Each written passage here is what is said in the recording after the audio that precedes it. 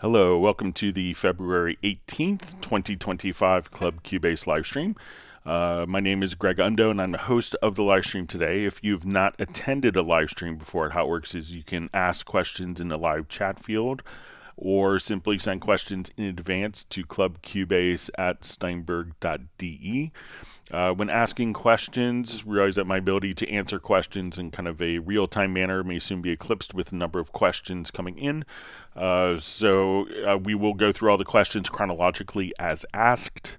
And as we're doing that, so if you don't see an immediate response to your question, if we could avoid asking the same questions over and over again repeatedly, that would be appreciated. Just kind of makes it easier to get through more questions.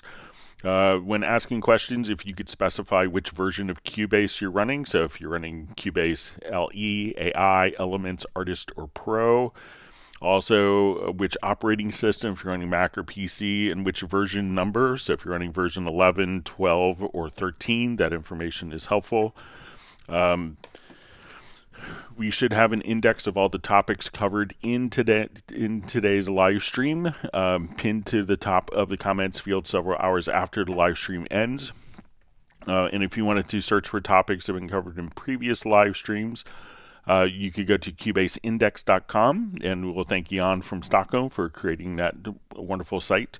We have two people that serve as moderators, Agent K and Jazz Dude. They're not Steinberg employees. They do this to make it a better community experience, and we appreciate their efforts. Also, we'll give a special shout out to Jazz Dude for his work with the unofficial Cubase Nation Discord. So it's a wonderful resource for the Steinberg community. So once again, my name is Greg Undo. I work for Yamaha Corporation of America. I primarily focus on Steinberg products. And I'm the host today, and I'm presenting from just outside of Washington, D.C. area in the United States in Alexandria, Virginia. And if you're watching us live, please please introduce yourself and tell us where you're from. And with that, we will go ahead and get started. All right, the first question from Rude Pass. Hello, Greg. I have a question. In Cubase 13 Pro Ryzen, how can Cubase automatically modify track name after changing the VST for the specific track, or when changing presets? So I don't think it's going to modify the track name. So if we come over here to like our VST instruments and we work with presets. So if I wanted to come over here and let's do like a retro log preset, if I wanted to automatically, so if I go from my media bay and drag it over, we'll have the track name will automatically be added based on the preset that's dragged over. But if I drag another preset over to that, while we've now loaded a different preset, we see that its preset is going to be the compact comp and not crosstalk. So I don't know of a way to automatically update that. Most people, when they add a particular instrument, if we come over here and we choose to go to, let's say, our media, to VST instruments, to Halley and Sonic, we could just say, okay, I want it to, so let's say if we just, let me just drag over an instrument here. So I'll just go back. So let's say, when we go to add a VST instrument, so let's say I'll do Pad Shop, that we drag it over. It's now going to be called Pad Shop because that's what we created the track from. But I think, if I wanted this to be Pad, I may not want the track name isn't going to automatically change when we change the sound of the instrument, because we're not changing the actual track itself. We're changing kind of the plugin that's on that track. So if you wanted that to automatically reflect the particular change, then you'd have to kind of manually type that in. So, but I don't think that there's a way for it to automatically name. And if I change the VST instrument, so let's say we're now on a Pad Shop for this.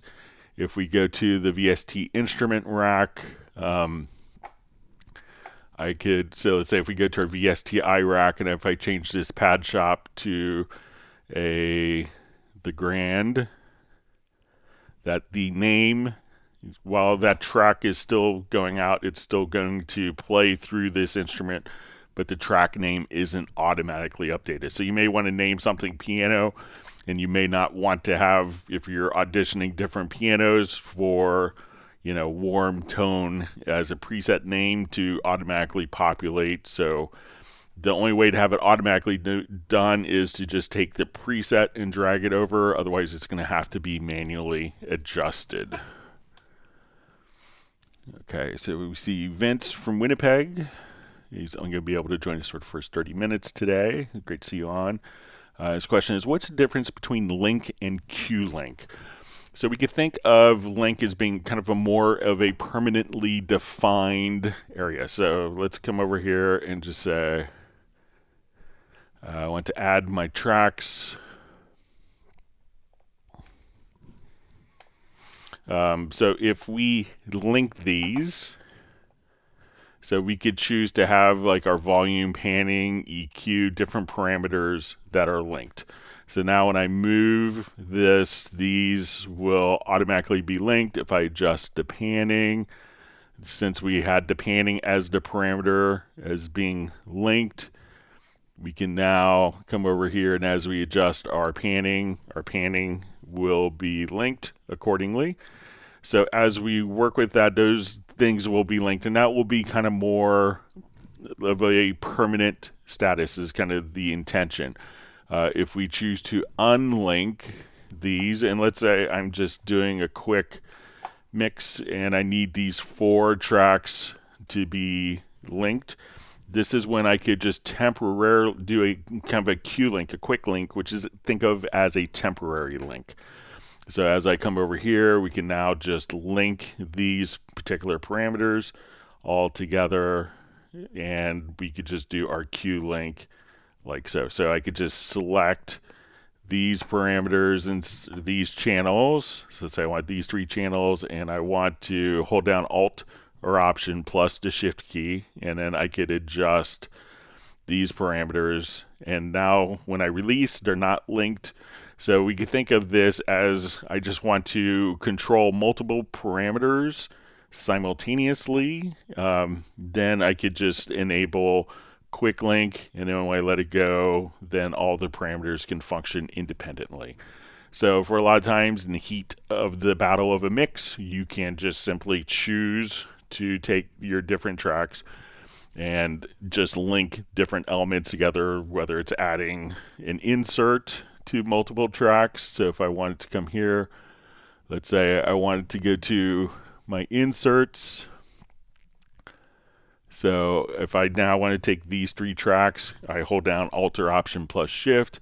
I can now just say, okay, I want the black valve compressor to be placed on all 3 of those tracks. So I don't need to permanently link my different tracks together to do kind of collective edits on the particular tracks. So let me know if that makes sense for you, Flyv. All right, we have Michael Marshall checking in from Somerset, UK. We have Stefan saying hello from Sweden. Observation Audio from Hollister, California saying hey to everyone. Thanks for joining us today. We have Uno Memento, very loyal viewer from Finland. Thanks for joining us. We see Jan from Cubase Index. We have Bratman Studio saying back in hizzy, back to life is normal. Yes, it's good to be able to do 2 live streams this week, but had a great time presenting Dorico in San Antonio and Cleveland last 2 Fridays. All right, we see Benny from Sweden.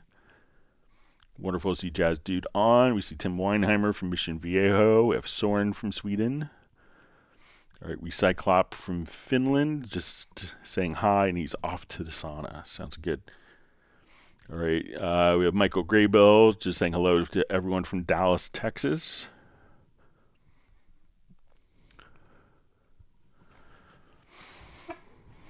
All right, Kenny Thacker asks, is there a way in Cubase 10 to maintain monitoring in punch-ins? When mine engages, the monitor disengages. Okay, so let's take a quick look. So say I want to do a punch in on measure 6 and 7 here. And I'm going to activate, hit the I and O keys so we could turn on our punch in.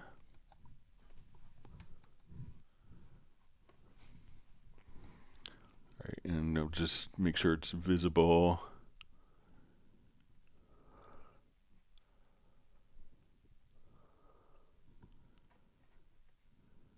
So I'll just move this up. Okay. So let's say if I have this track monitored enabled. All right. So it could depend upon some different preferences. So let's say if I just manually arm this track and we play.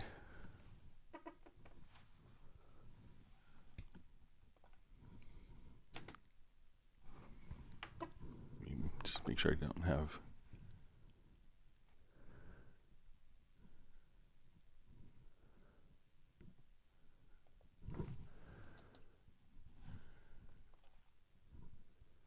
Just check my sync.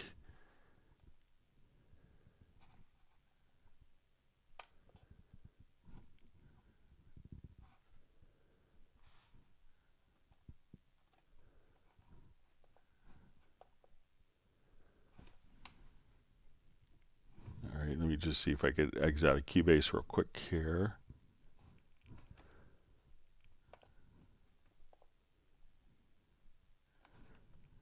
And we'll try it again.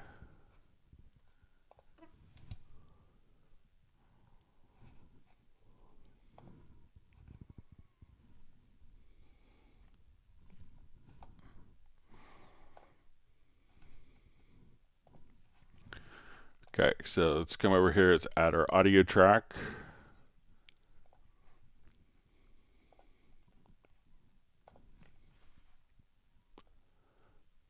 Set, let's say, my punch in for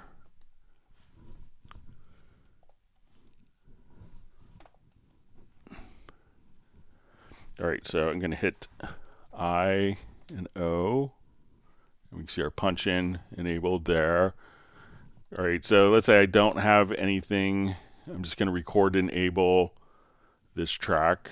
So let's see if when we punch in, if the monitor, so let's say I had the monitor engaged now. All right, so punches in and out. Now let me go to my preferences. So there's some preferences or settings to be aware of. So when I come over, let's go under here to VST. So here I have tape machine style. So let's see if we'll undo that punch in. Let's say I just have my that track armed for record. The punch in turns on, punch in turns off. So so check just to make sure. Like I usually have my preferences under VST set to tape machine style. I think the default setting here is manual. So if I don't have this turned on, we'll undo, let's jump back. We can see that we're recording but not monitoring. So try to go to your preferences here and go to VST and set it to tape machine style. So now if we undo that previous recording, hit play, the monitor is going to kick in and kick out as soon as the recording is done. So give that a shot.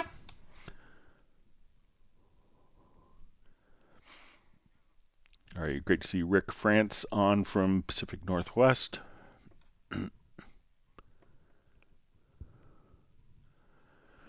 All right, so we have Munir Fansa. Fansa asks, please, I beg you, I need help. Can I add special clarinet effects to Cubase 13? I took the effects from B1X for Zoom device. Please help me use these effects in the program.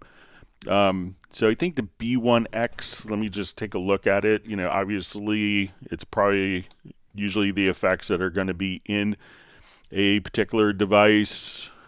I'll just take a look at it. I think it's like a little practice.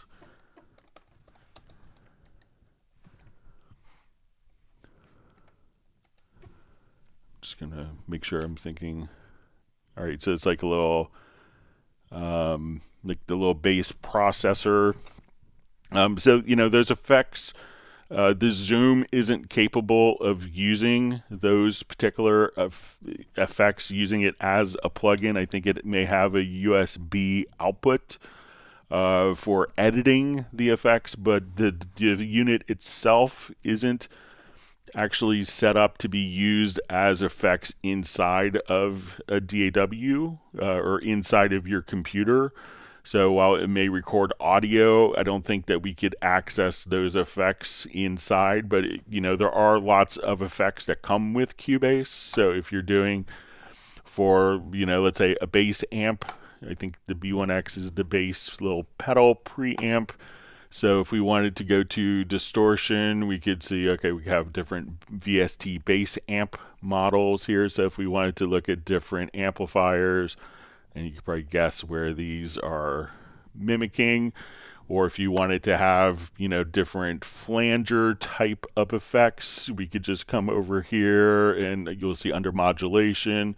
So if you want to have like chorusing or flanging or different delays, all these effects, you get, quite a lot of built-in effects inside of Cubase. So, probably whatever effect you have in the Zoom, you could mimic inside of Cubase, but the Zoom isn't capable of having the effects I would be like 99.9% sure. I don't have a Zoom B1X for, but it would be my thought that it wouldn't have the ability of having those effects be controlled inside of your DAW. You could record through and take the output of that unit and use that and to recapture the sound. You could also connect it if you have audio inputs and outputs.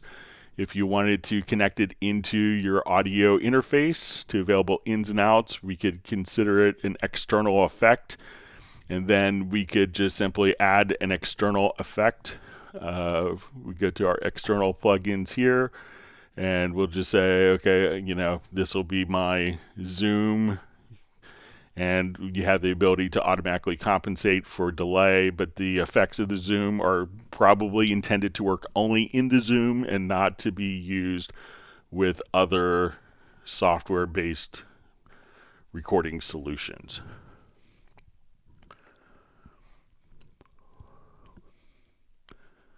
All right, so we see Val from Vienna, Austria joining us.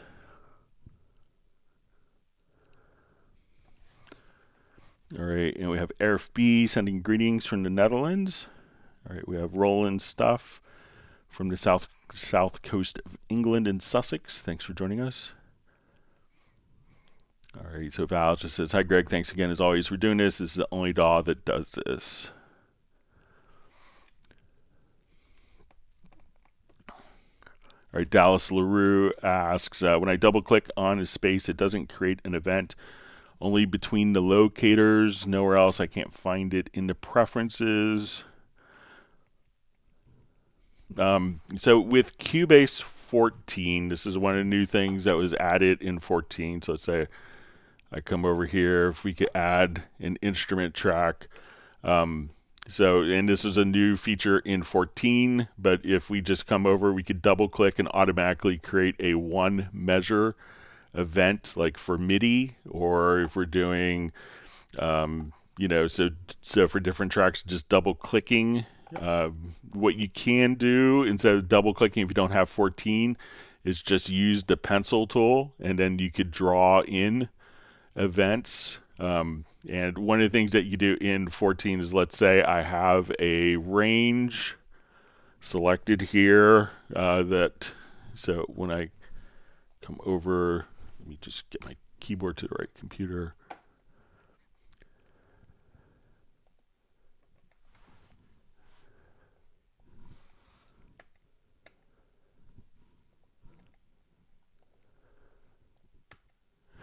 Okay, so let's say when I have my range set, when I double click, If we click within the range in 14, we could automatically click there, but you don't necessarily create kind of blank events in earlier versions. But if you wanted to just simply grab the pencil tool, you could create a blank event like that.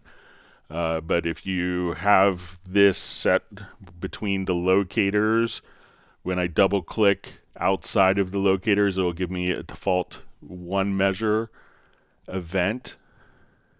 So we can see one measure there. And if I double click within the locators, it'll automatically create like an instrument or MIDI event within the locators themselves. All right. So we see Ibe Godswill says, I'm TZB from Nigeria. Joining us. Thanks for joining us from Nigeria. Welcome to the live stream. All right, we have Martin checking in from Germany.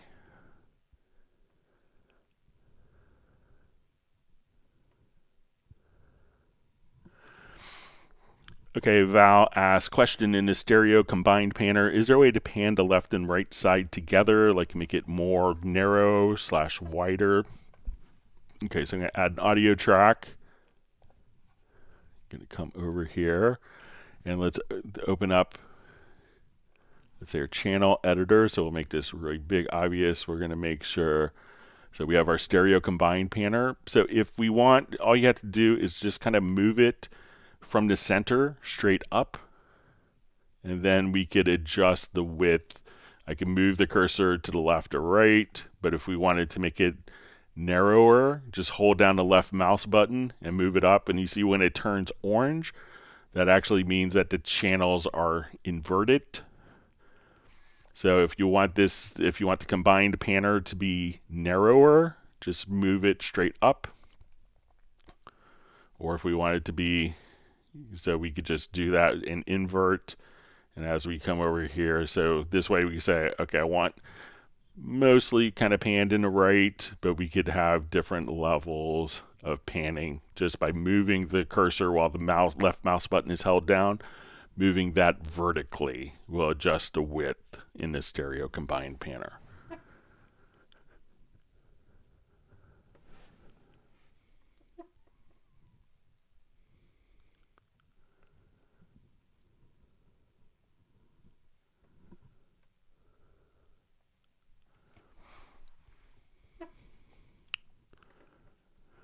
All right, so we see question, this is from Benny in Sweden. Is it possible to record audio at half speed and then play it back at full speed without it sounding artificial? Cubase 14 Pro. So let's see if we could create an example. I don't have a microphone for my audio interface, but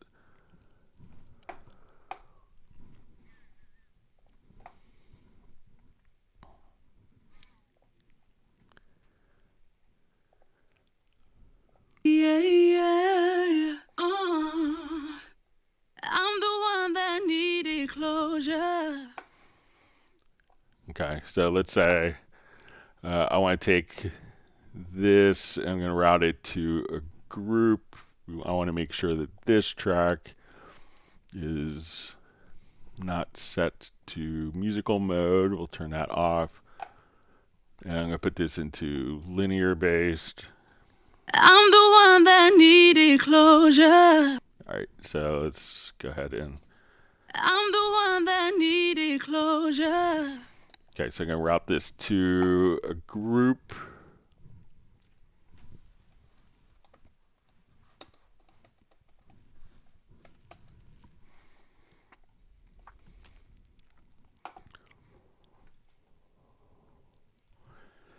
Okay, so let's say I want to, and we're going to set our group as the input.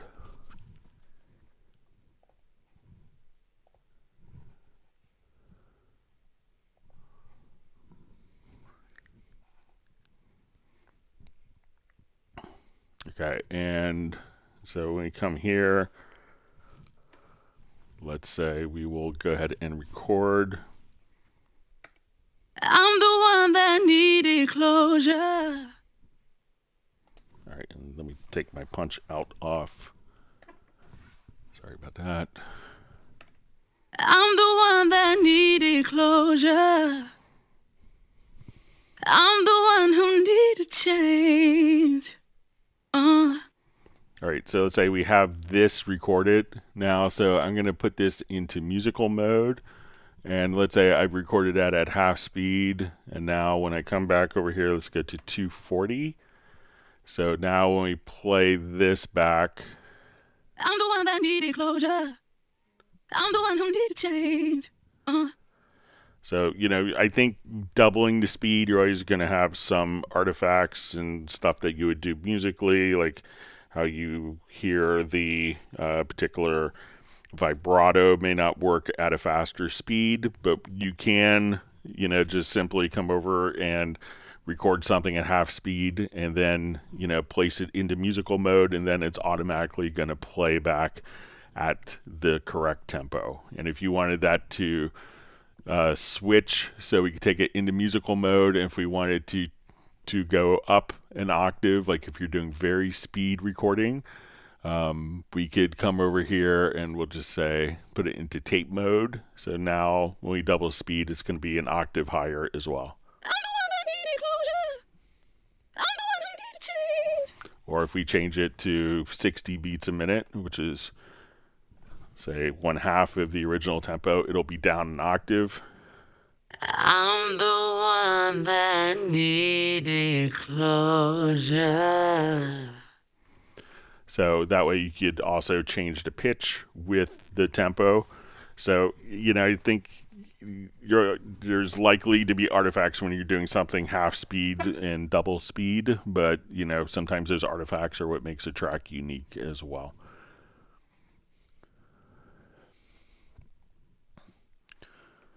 Okay.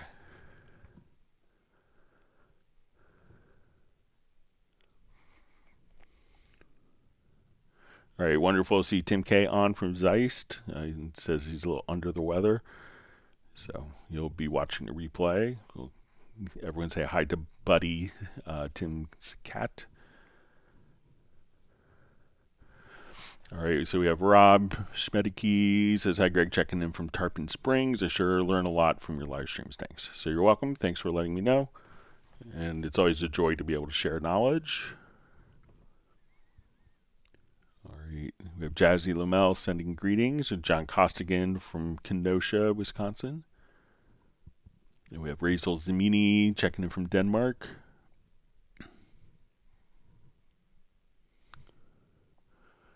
All right, so we see Kenny Thacker just says thank you. Yash Desai says, hey Greg, have you tried to run Cubase on a base model Apple Silicon-based M4 GPU? I'm planning to buy one of those computers later this year. So I'm in a process. Like I have a meeting on Thursday. I'm getting a new work laptop, which will be an M4 based laptop. But I think people have been really happy with the performance. So I think you'll be in great shape. Okay, so Fly V is just asking, what day is our next Zoom meeting? So I think the last live stream of the month will fall on the 28th, so a week from Friday. So that'll be our Zoom social meetup. Yash Desai says, is Cubase 14 more optimized to run on Apple Silicon when compared to Cubase 12, specifically the latest M4 chips? So all the optimizations that are being done for Apple Silicon, there's always like incremental optimizations, but there's nothing major that was done. So all the optimizations that would work in Cubase 12 for like 97% of the optimizations for using the efficiency cores and the performance cores together, those are all applicable, from Cubase 12, 13, or 14, but there's also some other streamline enhancements that 14 has done, but that was kind of in general, not specifically for Apple Silicon, so you would experience those same performance improvements on a PC with an Intel or a Ryzen processor, or, but you will see a performance increase. So All right, so we have Cool Enough for ya saying hello. Thanks for joining us.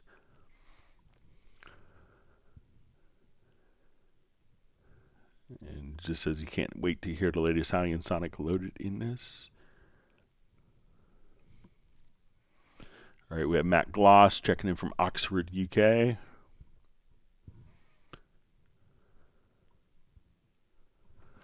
All right, so we see Dallas LaRue says I have Cubase 14. Thanks, Greg. It doesn't work. Double click only between the locators. So, as you can see, when I come over here, I could double click anywhere. Let me know like what specific track type it is. Let me just come over. So I turn my locators on, and if I have like my instrument track, I could just come over and we can see that that's automatically working. Where the loop is active, if I double click between the loop, it will do just like so. So let me know if I'm doing anything differently. But if it's an audio, you may not see it for an audio, but for MIDI, or if we come over here to like a drum track, sampler track, all of these would allow you to do. Let's add a sampler track.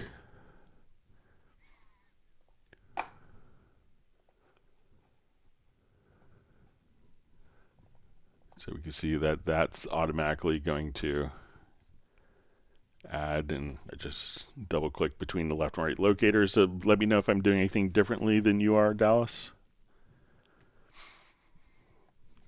All right, we see Mark Rabin checking in from Montana. All right, and it's 0 degrees Fahrenheit in Montana, and Stella is happy there's lots of snow. So everyone give a big woof to Stella, Mark's dog. All right, we see Val just says, thanks, Greg. I've been struggling with that stereo combined settings for a long time now. So it's a good thing you asked.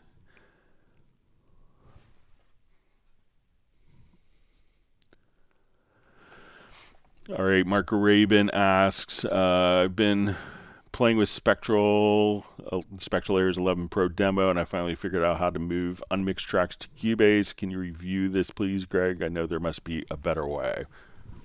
Okay.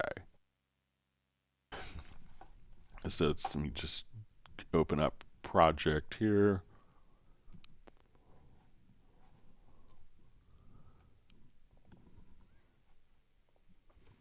Yeah, I was just helping Grandmaster Flash with this yesterday.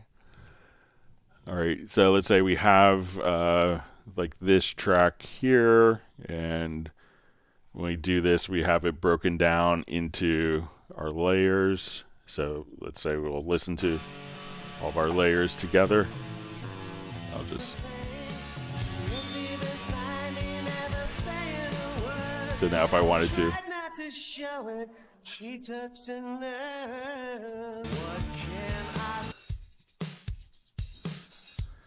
All right, so when I want one of these layers, I'm going to move like the cursor to like the beginning of the project, and then I could just simply drag the layer out.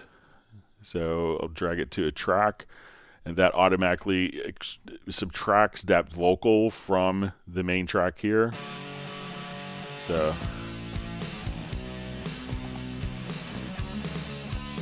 she walked in my life, my mind went astray. I have nothing to say.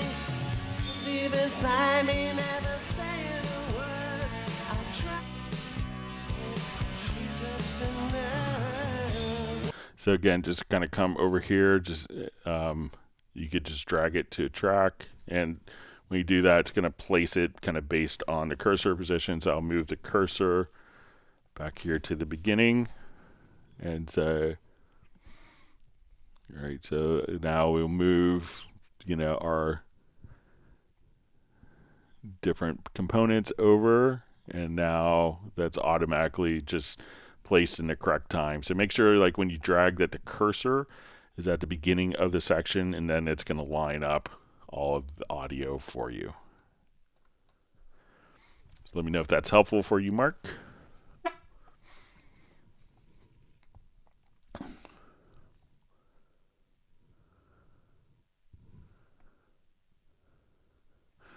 All right. Alan from Scotland asks, could you please explain what rough and mode settings are in a Quantize panel when trying to say audio quantize the bass line to say 16ths or 8ths, triplets, etc.? Okay, so let me just open up. Let's see if I have this project I'm thinking of.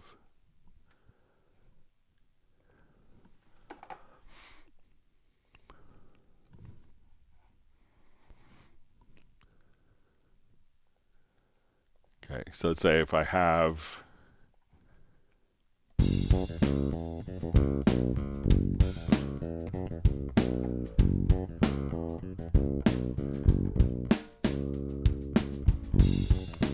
Alright, so let's say I want to open up my Quantize panel here.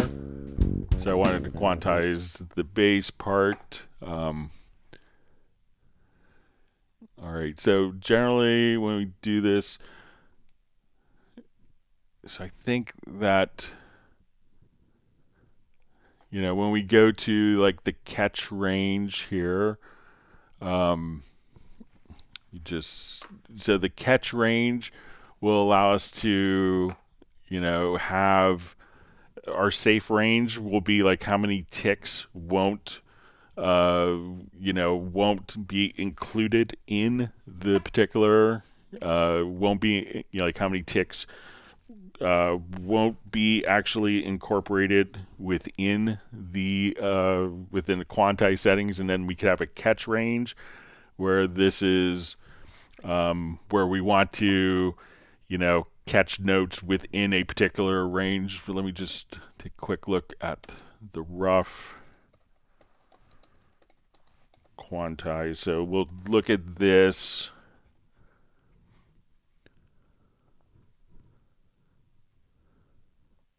And let's say if I want to quantize this to 16th notes, like this particular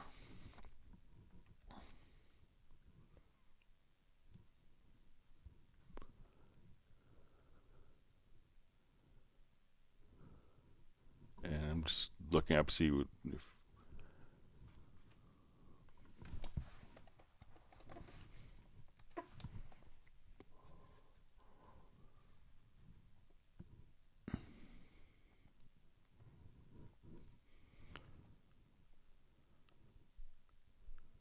let me just, okay, so the safe range is where it's not going to, okay, so according to the manual here, it says the rough quantize is set a distance in ticks, so your audio MIDI is quantized to random positions within the specified distance. So this way, I guess we could have the results be a couple ticks on or off. So if I wanted to quantize this, we could just say, we'll listen to it, and let's go ahead and make it larger so that when we apply the quantize that we could see. So that's basically almost more of a randomization, it seems like. So where we could have kind of musical variation, so it's not perfectly aligned. So now when we play this,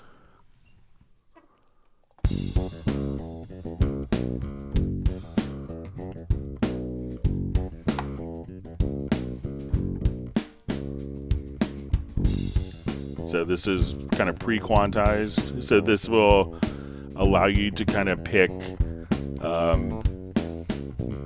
you know, basically an area for just like slight variation. So we can say, okay, if I want to do 8 ticks, we'll quantize.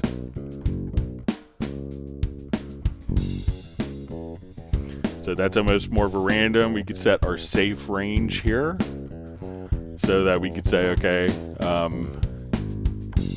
what we're actually not applying to quantize to. So, and then, so the safe range is where it's not going to be affected. This could kind of quantize it, and the catch range is how far off that we want the quantize to be applied to.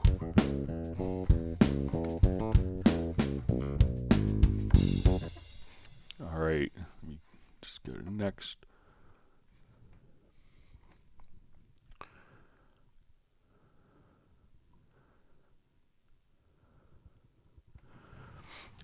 All right, Mark Rabin just says, also worth mentioning, my recent recordings in Hub is now blank. Is this due to a demo Spectral Layers? So usually when you go to the Hub, sometimes if if it was reset in some ways, but generally, like the recents should kind of mimic this. I don't think it's going to be related to the trial version of Spectral Layers, but see if you have the other templates here, and we could just, and check to see if your recents is showing up there, and also see if your recents is showing up under recent projects here. So if we just kind of come over here to recent projects, see if this is blank, because I think that this is just being reflected in the Hub itself. So,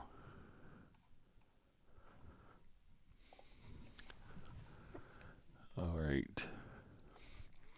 Nutri Rush asks, hi Greg, I have a question. Why do I hear click and pop when I play audio, but in plugin it's fine? So it could be, that, when we're dealing with audio, if we're starting an audio playback, so let's say if I do this, and I'm starting from not at the zero crossing, that you may hear a click or pop, like as the audio plays back.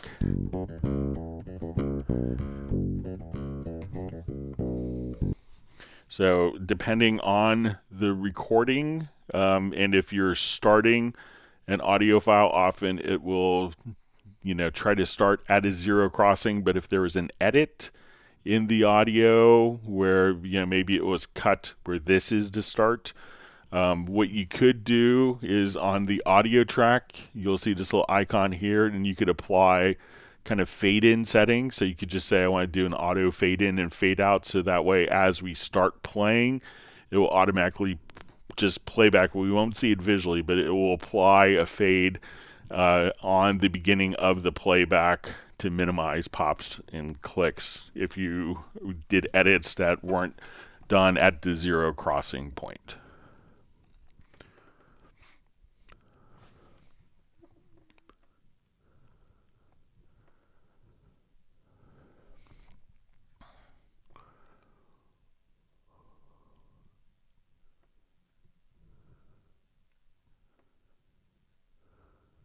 All right, my chat field just jumped, and let me find my spot.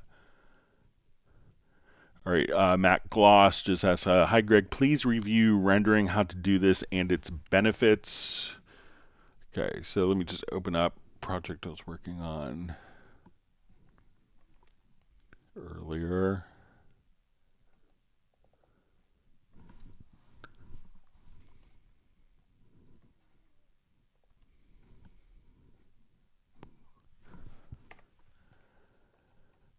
Okay, so what we do, often rendering is going to be useful for when we want to kind of clean up actual recordings, like when we want to clean up like CPU resources.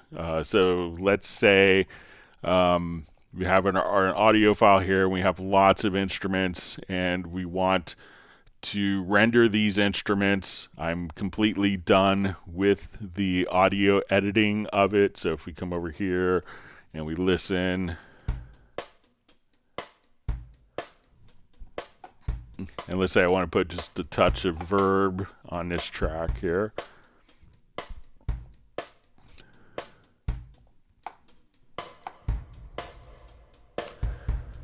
Okay, so let's say we have this, and instead of, if I'm at someone else's studio and they have plugins that I don't have, and they're like, wow, I love that reverb, I want to apply that reverb into this. So what rendering will allow us to do is we go to your edit menu, and we could do render in place. Now, render in place can work for, depending on what is selected. So if I have a event selected, we could do a render in place.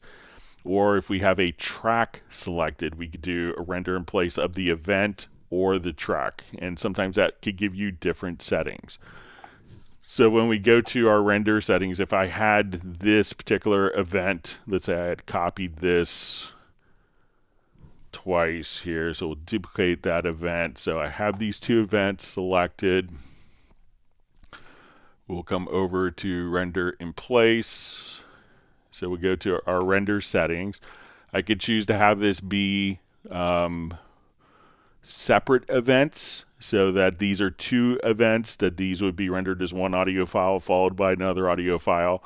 I could have them be block events. So if this one ended at measure 4 and then this one continued on, that this would render 4 bars and would render a measure of silence. So it would render until the next event starts. Or we could choose to render as one event.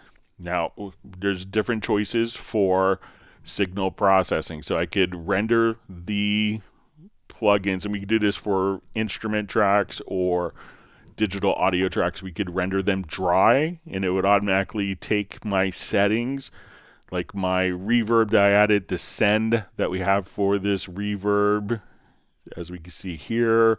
So that would automatically be copied and play back through the same exact settings. We can apply the channel settings.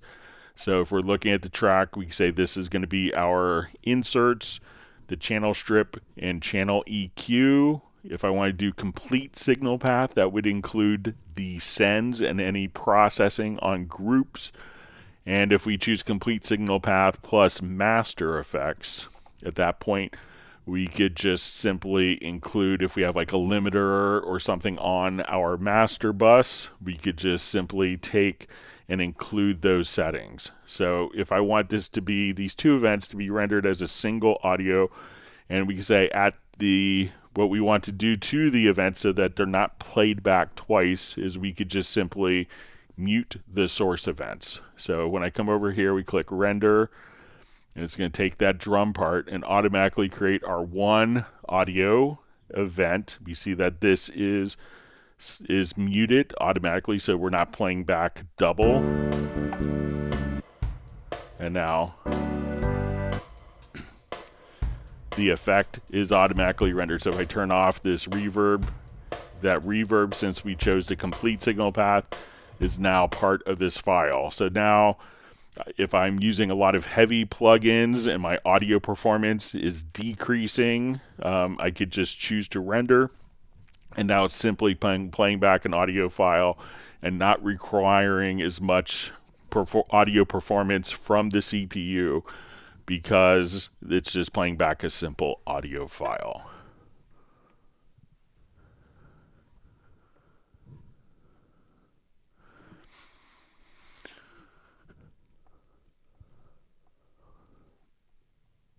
All right. All right, Plastic People Records asks, hey everyone, hope all is well. Greg, can you show us how to load third-party drum sounds in the pattern editor? I can load one by one. Is there an easier way? And can Spectral Layer Pro 11 unmix vocal harmonies? Okay, so if we want to, so let's take a look. We'll do third-party drum sounds in the pattern editor. So the pattern editor is really just a is really just using, the pattern editor itself has no sounds. So the drum machine can have sounds.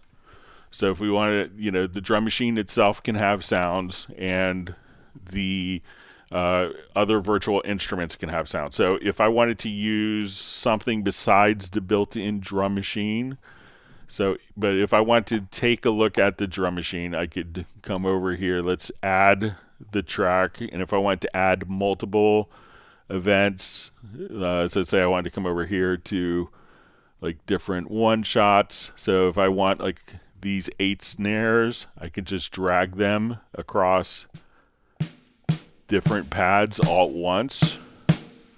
But if I want to use like a third-party drum instrument, I could come over here and I'll just utilize this with Groove Agent. So what I could do now is say, let's add an instrument. I want to add a Groove Agent SE. Let's say, for example, and when we do this, the one thing I forgot to mention, we'll add our instrument choose our Groove Agent SE. Instead of choosing our event type as a MIDI part, we would just say a pattern event. So I'm going to come over. Let's add our Groove Agent SE. We will come over. So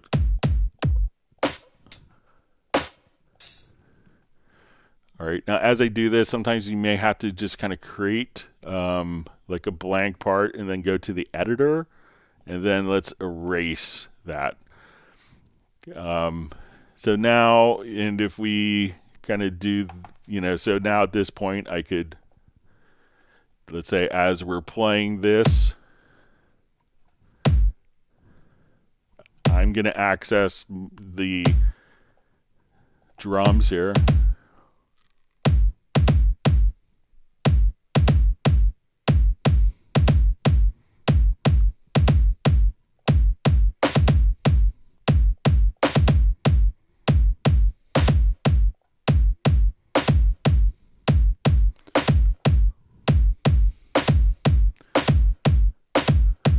So now let's say, okay, and we could just add a different additional sound. So let's say, okay, I want to come over here, and let's say I'll select my hi-hat, and I just want to add kind of Euclidean patterns to it.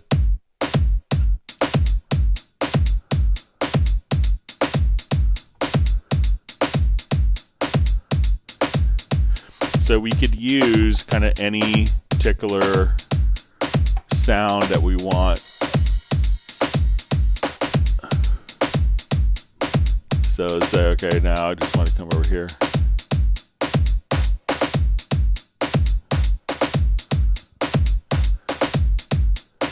And we'll change this to 30-second notes.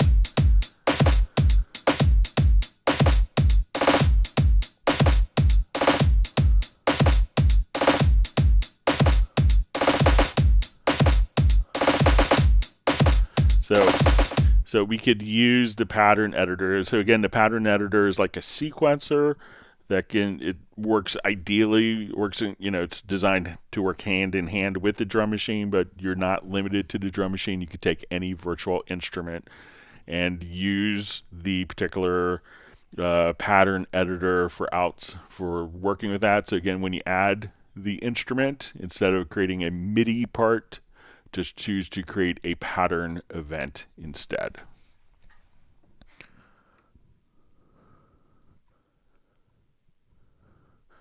Okay. Okay, we have a second question from Plastic People Records. Can Spectral Layers Pro 11 unmix vocal harmonies? So it could unmix the like the background vocal from the lead vocal. So once we have, and I don't think in my example here I have all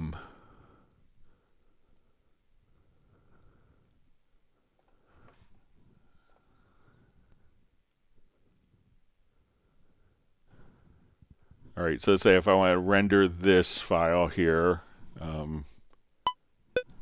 right, let me just.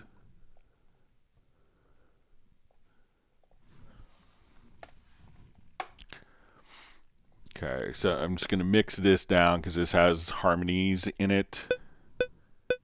You looked my way and your heart shone through. It caught my breath while you caught. All right, so let's go ahead. So I'm going to just do an export audio mix down. We'll do our stereo out, and we'll place it, create an audio track. Okay.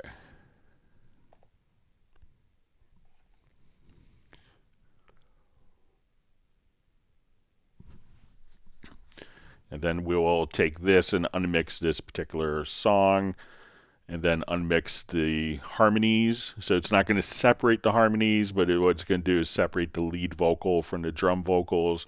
And if we had drums, we could separate like the kick, snare, hi-hat, and cymbals and isolate those.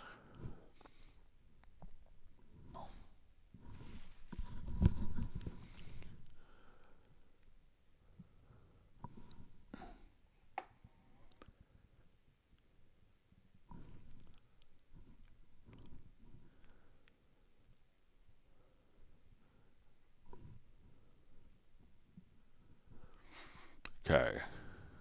So now we'll listen to make sure this is the right file. And our first kiss. All right. So now we will run this through Spectral Layers.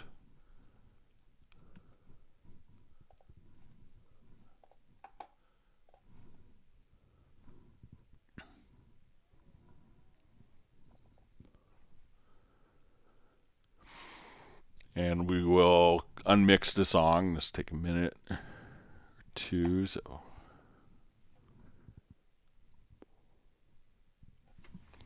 and then we will take our vocal layer and then unmix the voices.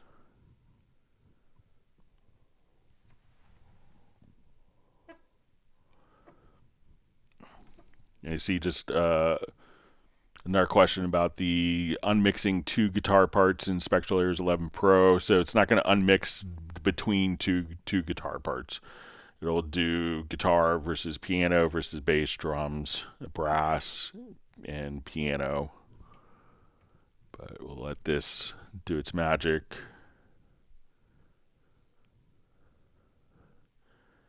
You see Rick France says he's running Cubase 14 on the M4 Pro Max and it works great for him. Thanks for sharing.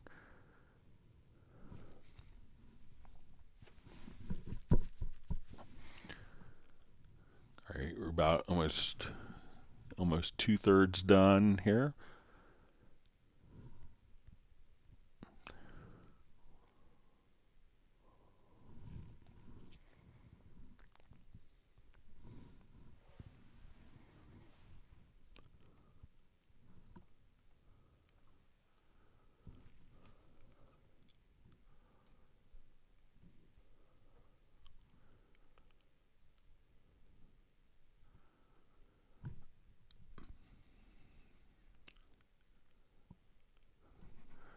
Okay, so now let's say we solo this, and I'll take the click off. So let's say, Ferry us home. You looked my way and your heart shone through. It caught my breath while you called me to. all right, so now we will come over here and let's unmix. I think it's.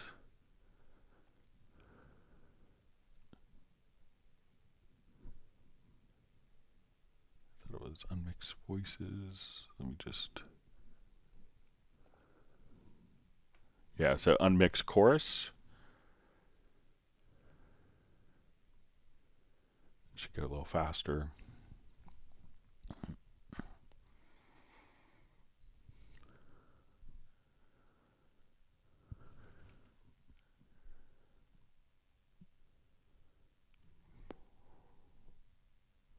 I did this with like a Fleetwood Mac song at NAMM, and people were pretty. It was wonderful to hear like the harmonies on Fleetwood Mac song separated from the lead vocals.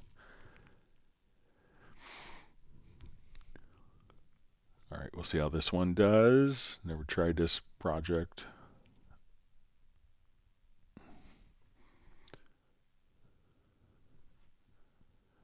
Okay, so now we will play. Just Yellow coach to ferry us home. You looked my way and your heart shone through. It caught my breath while you called me to. so you hear, and there's some like, Like a long, long time ago. and now we can listen to it with the lead vocal. Oh, I remember the day that we wed.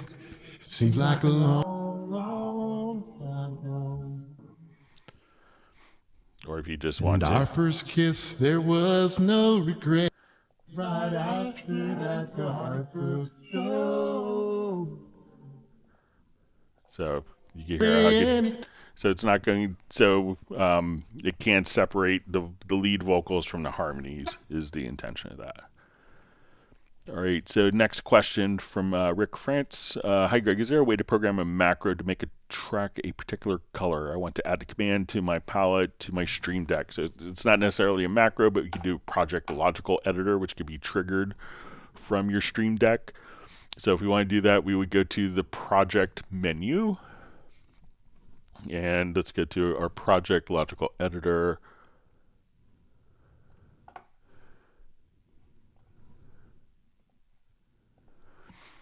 Okay, so let's say I want to take our container type is track. So we probably want this to be maybe a selected track. So we'll say our property is set to track is selected. And then what we want to do, we're going to choose transform.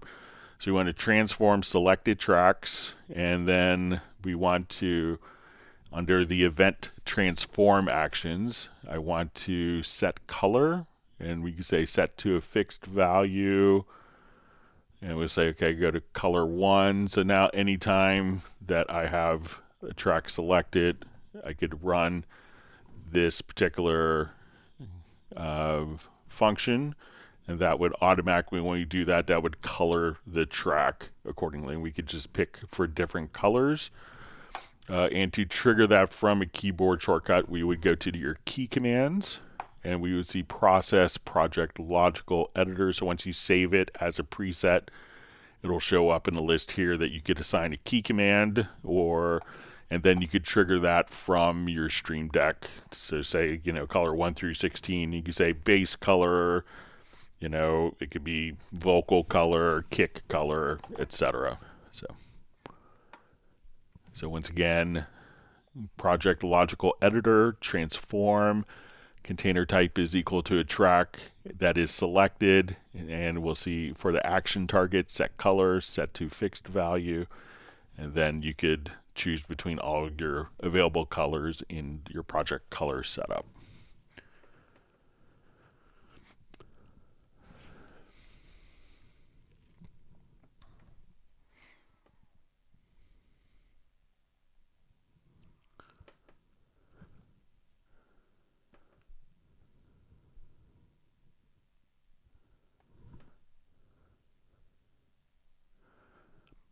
Okay, we see Brian Sawyer sending greetings from Goldsboro, North Carolina, and he's moving to Yuma, Arizona, March 10th.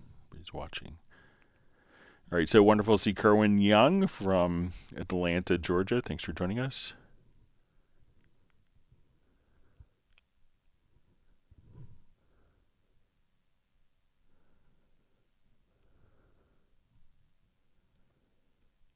All right, so see a question again about the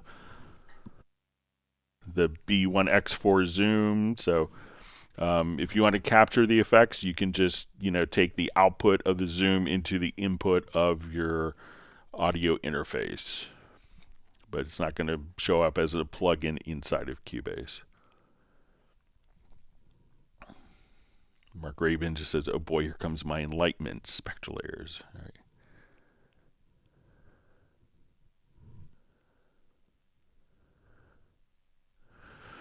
All right, so we see from Plastic People Records, Greg, can you go over changing the event loop starting point in the event? I saw once it was like scrub to change the order in the event itself, but I can't remember the technique. Okay, so let's say if we have a sample in, I guess, make sure I'm understanding this right.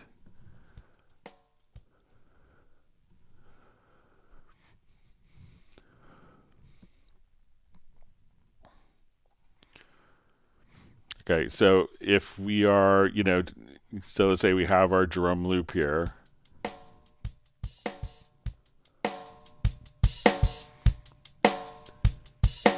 All right, so if we want to kind of change the start point, so I could come over here and I'm just going to take my snap off, and just by hitting the letter J, so let me know if I'm going down kind of the right path, but we could pick a different snap point for where this loop begins. And if we double click, we could kind of do this in the sample editor as well. So but it could depend. So let's say if we go to, like our definition, or if we want to set, our event start range, that, we could see this event start range, and we can move that accordingly. So we can say, okay, my event range is going to go to here, and we can see that is reflecting. Now there's different sizing modes for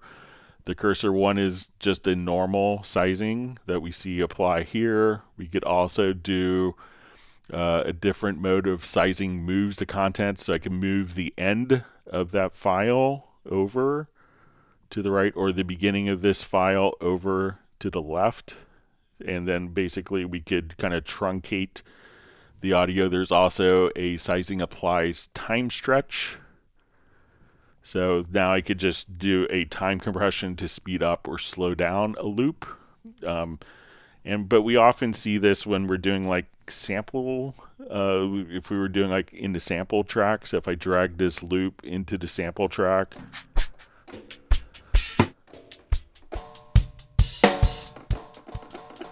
so if I wanted this to start, you know, my loop right here, and I could say, okay, let's just take this, I want to start at this kick.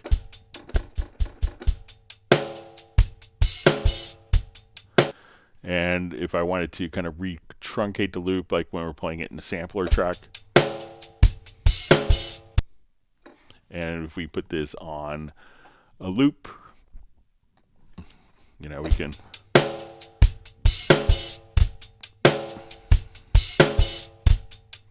and we could tweak that a little bit to, you know, for our loop start and end points with that. But let me know if I went down completely the wrong path with that. Classic People Records. All right, great to see Hoy Boy from San Gabriel, California, I assume.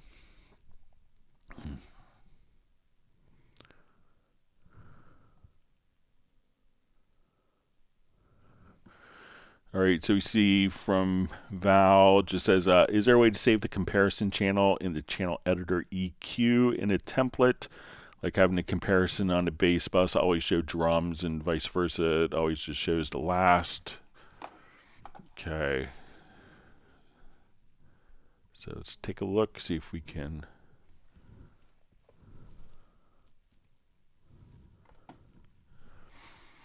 All right.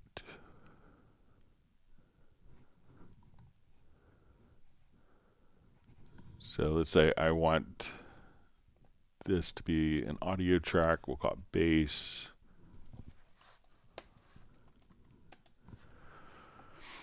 Okay, so when we go to the comparison EQ, this is a great feature not a lot of people know, is that you could actually, I'll just show it in real quickly in reality here. So let's, okay, we'll just,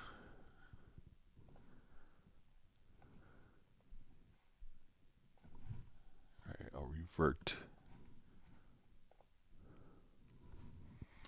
All right, so if you're not familiar with the comparison EQ, what we could do now is just come over, and I'll take the click off. All right, so let's say I want to see the guitar and the vocals, how they're working together. So when we do this, Do you recall the day we're going to open up, let's say, our vocal channel. And then we could activate the comparison. So I can say, parking lot, waiting on our yellow coach to ferry us home. so now I can see in kind of the orange color. Your heart shone through. It caught my breath while you caught me too. I could see this is the guitar frequencies. So I could edit my guitar, So in love with you, just and I could edit my lead vocal. time ago.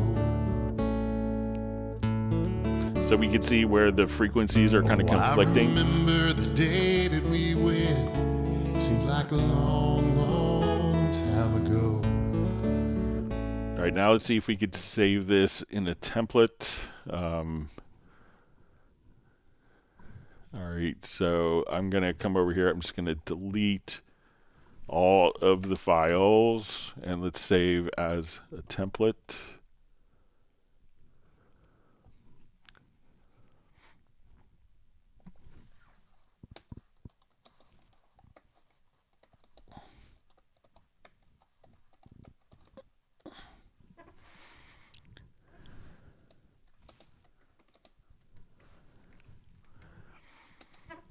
Okay. And we'll see if that is preserved in the template. So I'm going to close this project, do a new project, and go to more.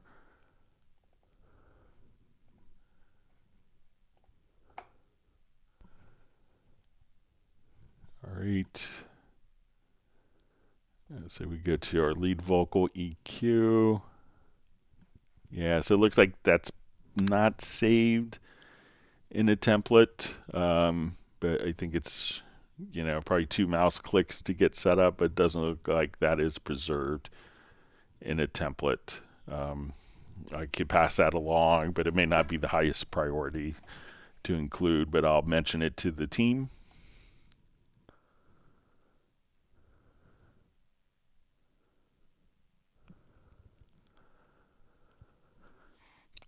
All right. So you see Mark Rabin just mentions, Greg, when I do this, it says media type error 50% of the time. 50% of the time it works. Let me just...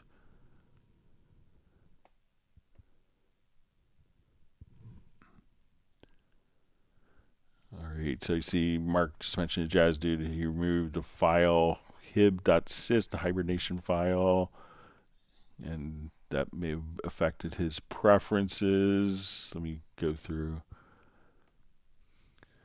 All right, so I see Mark just saying his hub is blank. So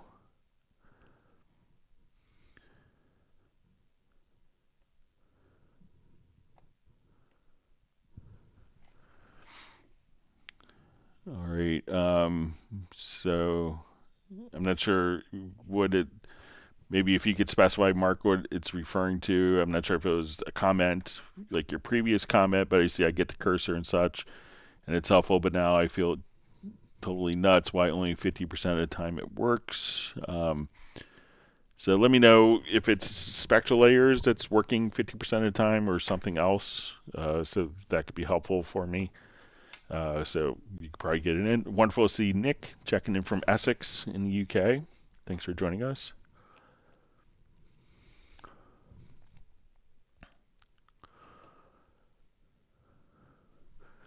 All right, so we see since Cubase 14, the inspector tab defaults to only showing one section at a time, for example, only the routing or notepad. How can I have it default to showing multiple sections always? All right, so I think when we do this, you can see here I have it set multiple sections are open. So I think if you right-click on the inspector header and expand sections exclusively is checked, only that one that will close the other ones as one is open. So just right-click on an inspector tab and uncheck expand sections exclusively. And now you could have multiple inspector tabs open at once. So right-click and uncheck expand sections exclusively. So again, select right-click and uncheck that.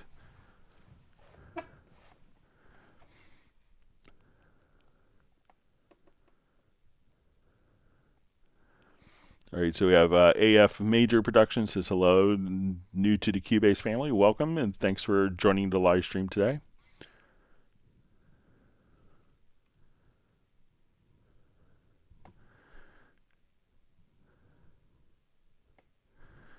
All right, so we see Mark Rabin says he's working on a monumental feat, Dark Side, DSOM, I assume Dark Side of the Moon, redone, so that's exciting.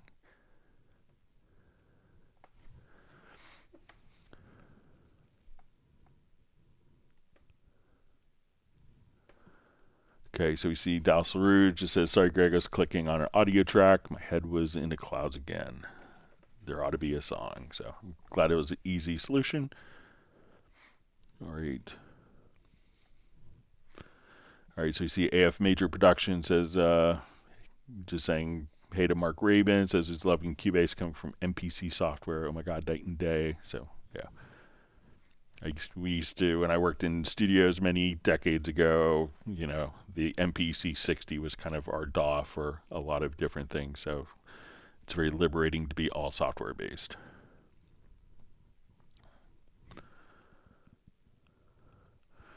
All right, Roland Stuff says, hi Greg, I'm running out of C drive. What's the best way to move all VSTs across to the new D drive? I'm guessing that'll affect all my past projects which used VST files in their old location. So, if it's just the content, so, I wouldn't move the actual VST files. So the VST plugin file is pretty small, but if you're running out of disk space, I would go to the Steinberg library manager. And, once you have Cubase, what you could do is just simply come over here, and you could, if you want to do multiple files all at once, just click on the Move tab. All right, so now we could take like all of these particular files, click on Move, select the new file location, and they will automatically be moved. So if you have like lots of, Hallian sample libraries, you have lots of the Cubase loop sets, these can all be moved, and the Steinberg library manager as a program just kind of keeps the link between the location. When it looks for this file, it's going to say, where, according to the Steinberg library manager, is this at? So once it makes that kind of handshake, you could, it doesn't matter where the content is. You can move the content freely, but once it just make sure that that handshake is done. So if you move it with the Steinberg library manager, that will move all the content to an external drive, free up your space, and automatically make that software handshake so that everything knows where to go without, and you shouldn't have any impact on your previous projects.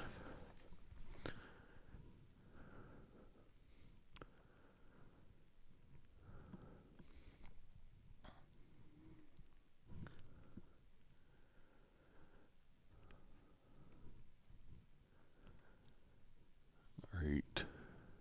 My chat field jumped. Let me scroll back up.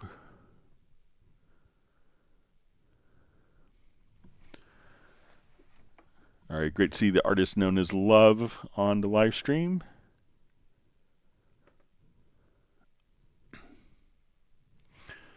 All right, Matt Gloss just says, also, please, can you demonstrate how to add the lyrics to a Cubase project? Can the lyrics be linked to notes for editing?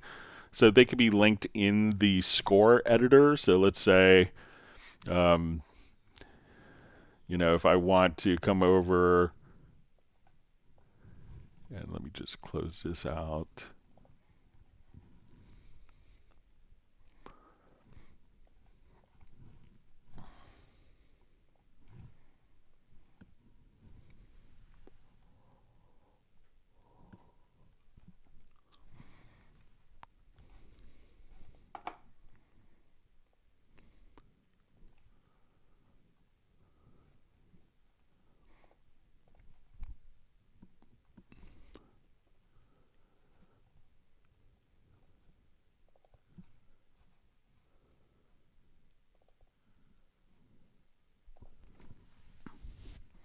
All right, so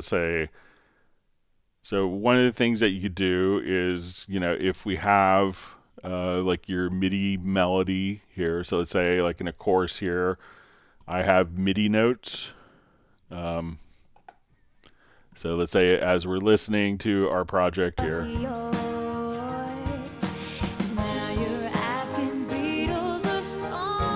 All right, so let's say I wanted to come to this melody and assign the lyrics. We could go into our score editor. And if we wanted to come over here, so let me just hide a couple. So if I wanted to come here, we could now just enter the lyrics in, and these will be kind of tied to the notes, but this will be in the score editor. So while we want to come over here, we can just say, let's click on the T, and we'll see, okay, let's put our lyrics in.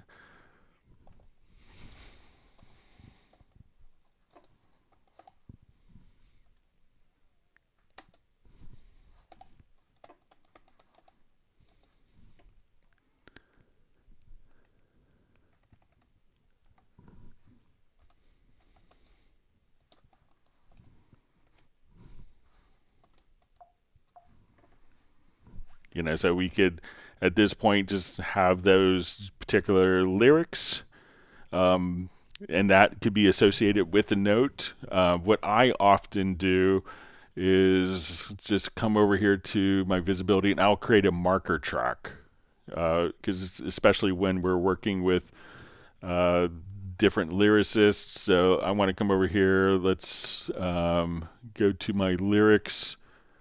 We'll go to the inspector, because a lot of times when we're doing like lyric recording, the singer, they don't say go to bar 42. They may say, yeah, I want that line. I've got to choose. Let me just do that. So you could now come right over here and What's yours? I've got to choose. What's mine and what's yours? or you go, okay, I want to just come over here and, just leave it alone. So I want to do that phrase again, that line. They don't go, okay, go to measure 64, beat 2. So if you just kind of, like, as you're doing this, type in the lyrics as markers, we can now just say, okay, and when they say the line, you can just come over here and say, just leave it alone. Please stop asking Beatles or Stone. Just leave it alone. so we say, okay, you want to do that again? Just leave it alone. Just leave it alone. And they can practice that phrase. And then you could assign cycle markers to these. So you can say, okay, I want to come here. And with this, I could actually just double click and place that into a loop. So we can say, so if we want to, just place loops on your items.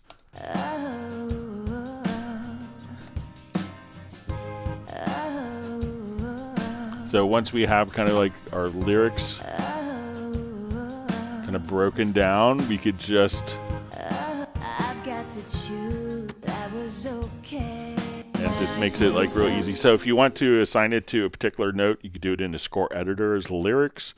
But if you want to navigate quickly for quick recording and punch-ins and vocal sessions, I always recommend kind of just doing, putting the lyrics in as markers, and then you could just quickly navigate right to that lyrical phrase. So let me know if that's helpful for you.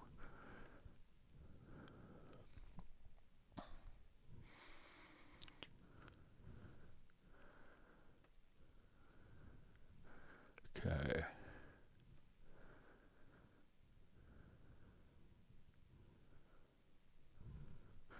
All right, so DJ Stats says, all right, Greg, is there a reason why some of my audio samples aren't following the tempo change when using a tempo track despite being in musical mode? Thanks.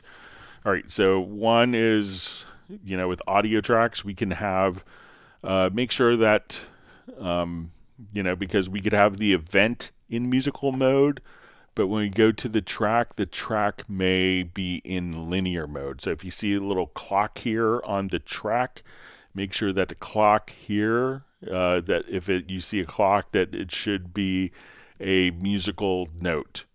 If the event is in musical mode, the track is in musical mode, and it's not changing, go to the media menu to the pool and make sure that the tempo for that audio file is set. Sometimes you may record audio. When audio is recorded into Cubase, it's automatically going to be tempo stamped. So that tempo is embedded, but if you have an audio file from someone else, their audio may not be tempo stamped. So you may have to manually add the tempo here in the pool for that file to know what to change from its origin tempo to the new tempo. So it's either going to be the musical mode on the event, musical versus linear mode on the track, or the in the audio file itself, which you can see in a pool, may not have a tempo indication, or the tempo may be wrong. So those three things should do it for you. All right, wonderful to see Peter checking in from Montreal, Canada. Hope you're doing well.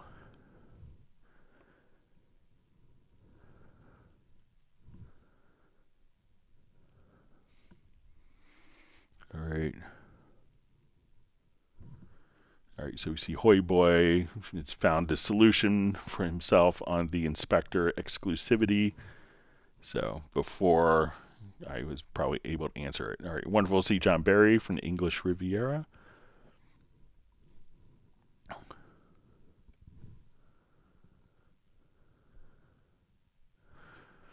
All right, so Val just says, can we make automation points snap to grid while dragging? So I think there's a way of doing it. Let's take a look. All right, so let's say I have an automation point here. Here, we'll put it like slightly before. I'm just going to take my snap off.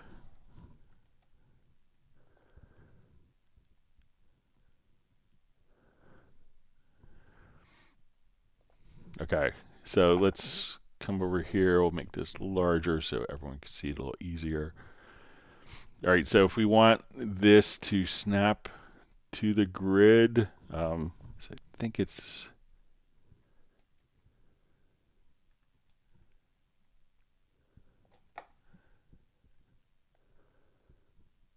So let's say I'm going to just enable snap here. So, and that's the letter J on your computer keyboard is snap on and off. So now as I do this, we can see that these automation points, as I move them, will automatically kind of snap to the grid right there. So let's say if I move this, so if I want to take these automation points and we'll move all of them slightly over here. So now all these automation points are off. So once snap is turned on, this will automatically snap these to the grid. So, and my grid is currently set to beat. So if I want to do it to a different quantized value, we can do it here, set my grid to use Quantize, and now I could say, okay, I want this to be 16th notes. So now its position will snap to 16th notes.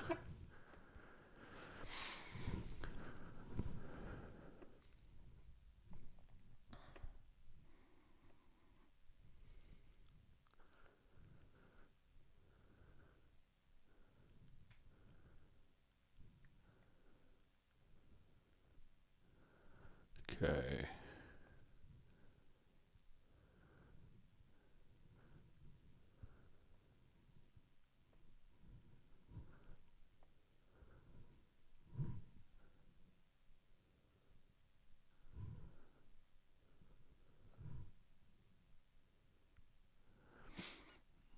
All right, so we see Mark Rabin just mentioned his quest for space on Drive C, removed the Hyper file assist, a 30 gigabyte file, uninstalled all prior versions of Cubase before 14 Pro, and I lost my preferences.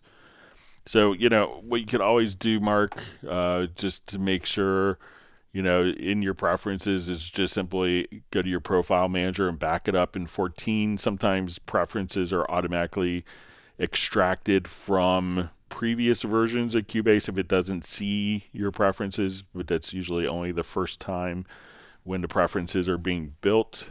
But yeah, I'm not sure why you lost your preferences with that.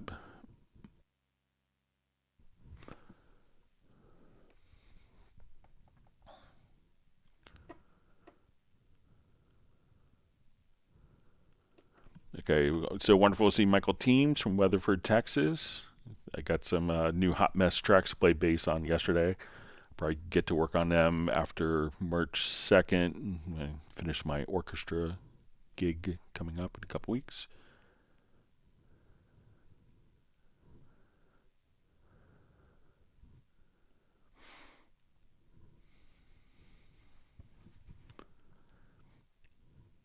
All right, reading through comments.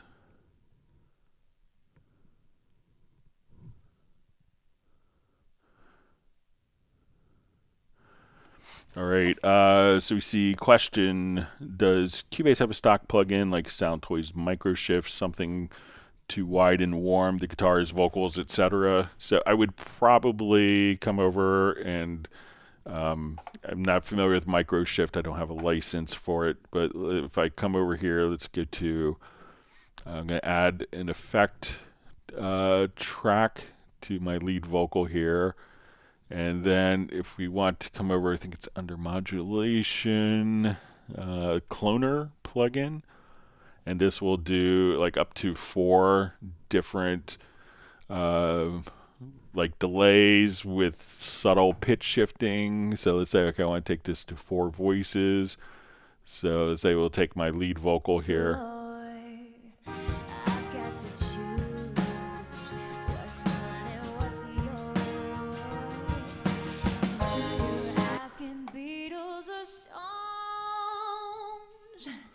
Something about that just sounds so wrong. So take it from kind of the beginning. So without that, guess all along I was so naive. Now you're packing boxes ready to leave. so you could have like 4 different voices where you could have different levels of detuning and delay. What's mine and what's yours?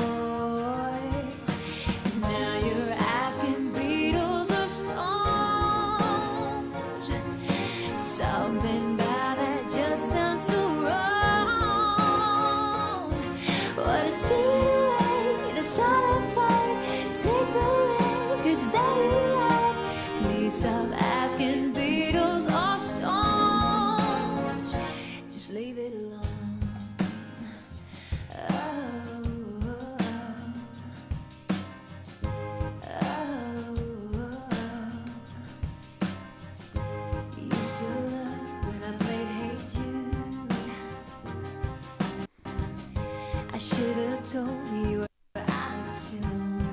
So check out the cloner plugin, and that will be doing lots of little delays and pitch shifting together.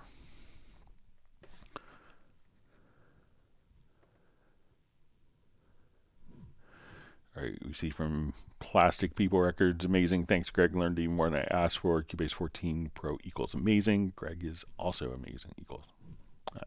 I just get to show amazing tools that really smart people in Germany create for us.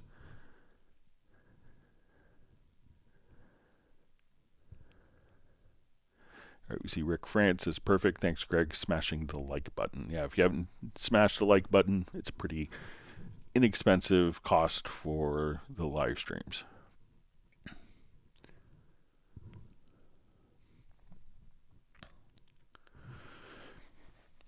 All right, so we see just question and the names in Cyrillic, so I'm not going to try to pronounce it. It says, I'm still more and more used as stock Cubase plugins, and it seems they're really very cool. So yeah, there's a lot of great plugins.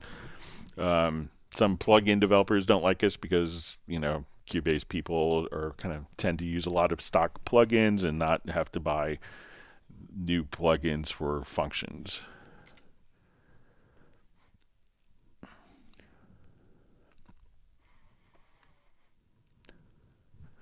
All right, so you see Plastic People Records says his first song attempt a couple days ago was ironically Fleetwood Mac. Great minds think alike. Such a large learning tool. Spectral Layers is to listen and separate tracks. So, yeah.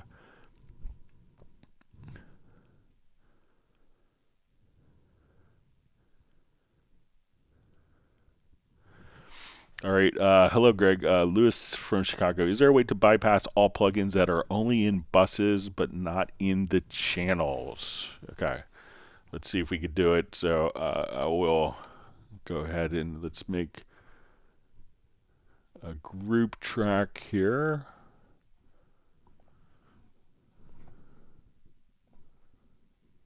And let's come over and just drop some plugin presets in there.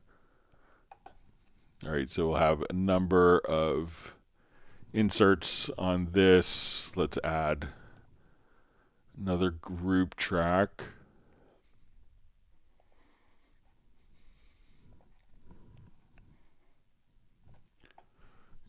look at the inserts there. So, all right, so we're going to have two different group tracks with inserts. We'll look at it in our mix console here.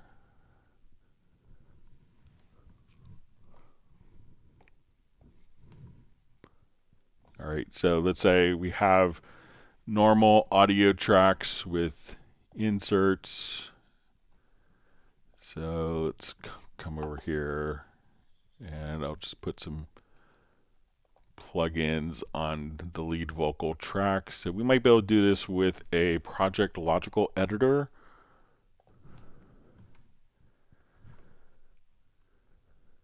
So let's give it a shot.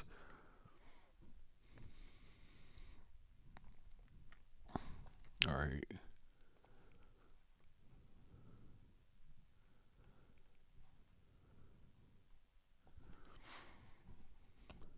Okay, so say we want to transform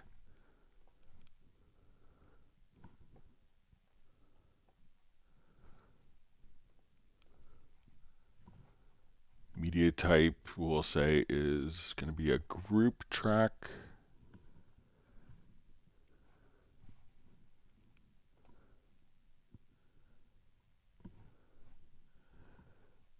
And let's see if we could do a track operation inserts bypass enable. Okay. So we see that we have this track, and I'll open up the lower zone mixer. So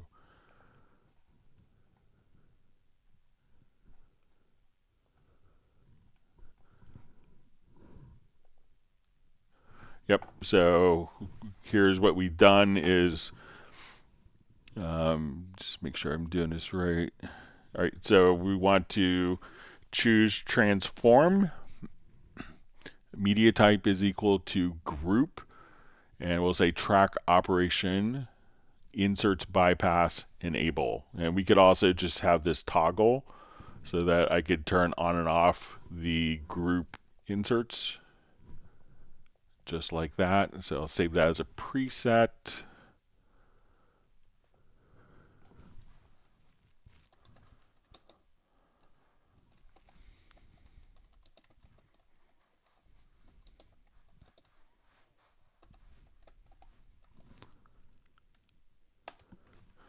So, and now you can assign a keyboard shortcut just to do that. So we can see that the audio tracks here and here aren't affected. The group tracks that we have, those particular plugins will be bypassed there, and we could turn it on and off. So let me know if that's helpful for you. Thanks for joining us, Lewis. All right, so we have Pertti Komenen checking in from Finland also. All right. So we have Fly V's back. It says, had my meeting, told her all about the live stream. So it's great.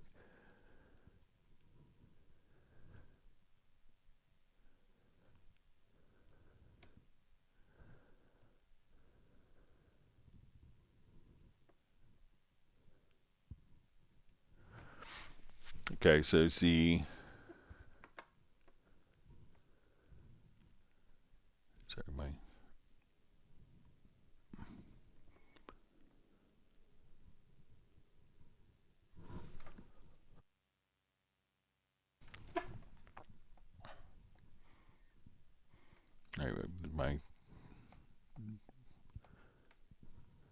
All right, so my chat field jumped. All right, so back in the neighborhood we were. Okay, so we see from Mark Ravens is basically Spectral Layers works fine when I try to drag unmix layers track 50% of the time. Media not supported, but 50% of the time it does work. Add to pool, bit depth, check, etc. So I did manage to get it worked.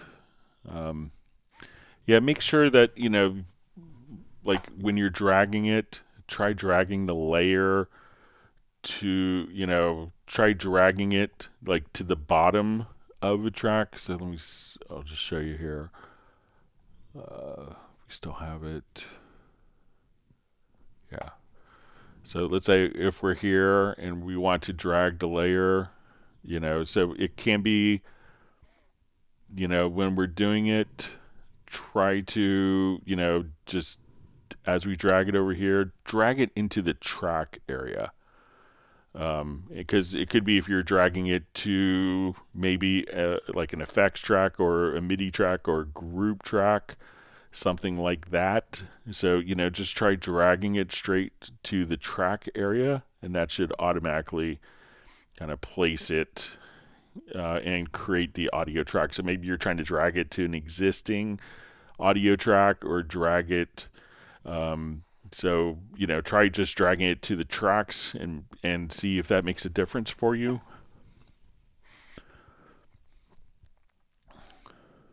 All right, so we have Cornell Hegedus saying hello to everyone from the Netherlands. All right.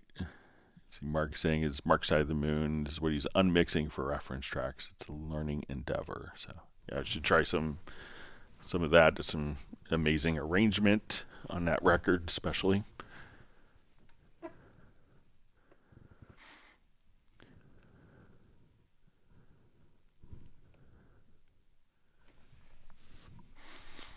Okay, we see from Roland stuff. Thanks for the library manager guidance, Greg. Paraphrasing a great line said by Denzel Washington film Equalizer 2. The only problem with hitting the like button is that I only get to do it once.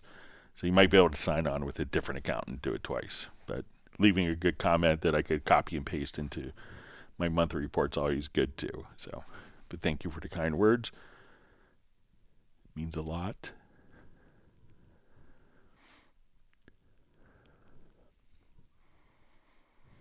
All right, wonderful to see Pablo on, the wonderful drummer of Hot Mess. Wonderful to see him on. And he says rehearsing is for cowards. All right.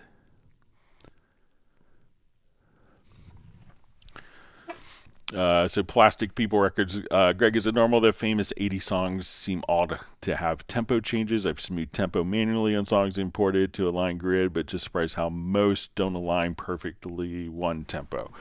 So, most of the time, a lot of the 80 songs are actually recorded with real musicians, and while recorded with a click as a reference, weren't actually, like the bands will speed up and slow down, and it's fine. You could do that and make your tracks that are in musical mode automatically follow the existing track, so I think it's pretty normal, unless it was kind of like drum machine based, a lot of the tracks will fluctuate in time, and that's just kind of the kind of ebb and flow of the music. Probably when, and probably what we see is stuff that was kind of maybe started with the basis of drum machines or engineers making musicians' life really difficult because they wanted everything to be aligned to the grid, not because it was correct musically or enhanced the musicality of a particular project, but because it made their editing on a computer much easier. So I think that it could be the technology that is affecting that we don't have tempos that fluctuate musically anymore. So I think a lot of people, because of the tendency of the tools that they're using, try to make everything perfect and try to make everything the same tempo, not because it's right, but because it makes their job a little bit easier. So I think that's why we see more songs in the 80s that have natural tempo fluctuations. And that's good. I remember, I got to spend a couple of days with Donald Fagen, just me and him in his apartment. And he swore that Hey 19 was perfect tempo because I use a Wendell drum machine. And we did the analysis of it, and it wasn't perfect. So he was a little disappointed.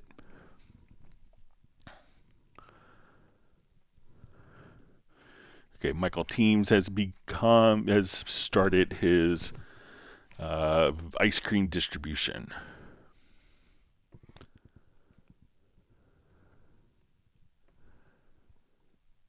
All right. See, Nick is giving Pablo a coffee. So that's just wrong. Can't get my mocha break All right.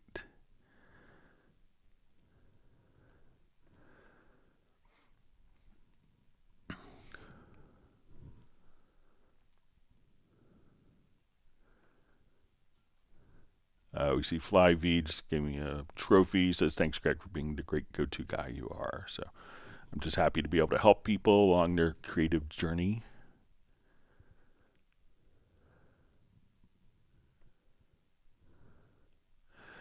All right, so Y42 just says he has snap-on letter J, but it doesn't snap automation points. Is there a setting maybe in the automation panel? I don't think so.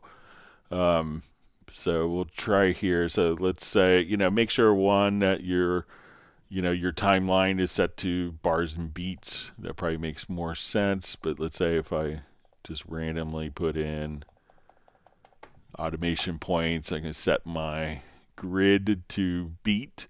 So make sure your grid is perhaps set to beat. So when I come here, now that just automatically snaps to the beat without me having to do anything. If I set this to snap to bar, then it will only snap to the bar like so. So, but I don't think there's anything in the automation settings, but make sure your grid is set accordingly and the grid is matching.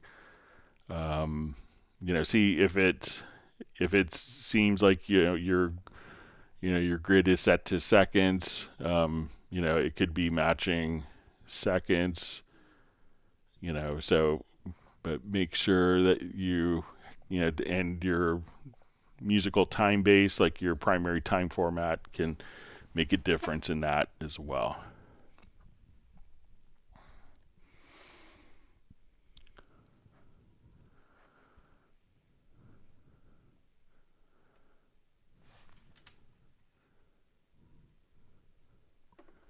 Let's see.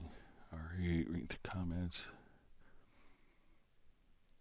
All right, so Pablo just says Greg is gigging. So yeah, I have orchestral. I play in the Washington Metropolitan Philharmonic. So we have a concert coming up March 2nd. So we have our first rehearsal tomorrow night. So it's always a very compact rehearsal schedule. So 2 weeks or a week and a half of rehearsals before the concert. So.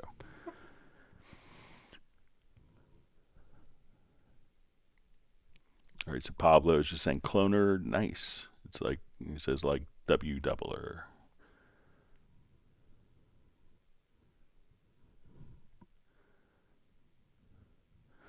All right, Captain Cricket 3DS. Hi, Greg. Why can't I route certain tracks, like instrument tracks, audio tracks, into an audio track? Can you please suggest to the developers to allow us this option? It's necessary. So you can route instrument tracks to audio tracks directly. I think that came in 12 or 13. I think 12. So let me come over here. We'll show you. All right, let me just do an empty project here. Sorry.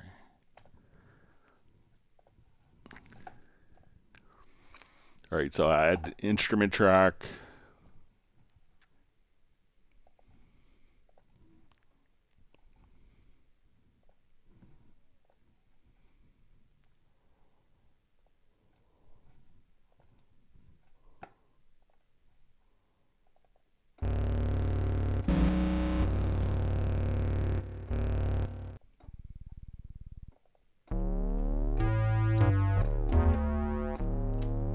All right, so to do this, I would now just add an audio track. I set the input, and we say connect to bus, and we say track instruments, retro log. So now I put both these tracks into record, and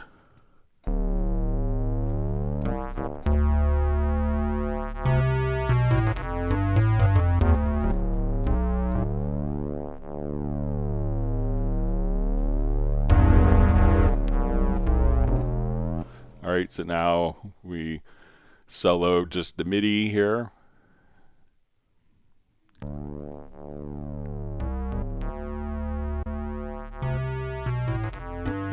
Playing both back together. So once you go to add an audio track, we can now just come right over here and you'll see connect to bus and track instruments.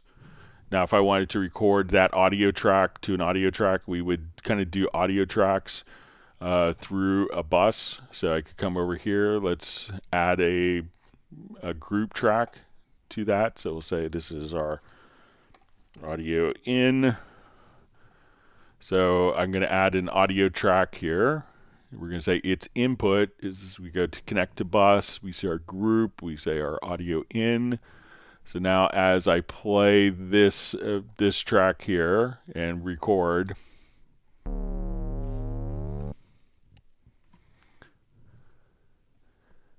so I'm going to not record and erase the other track. So now we'll just play and just record right in.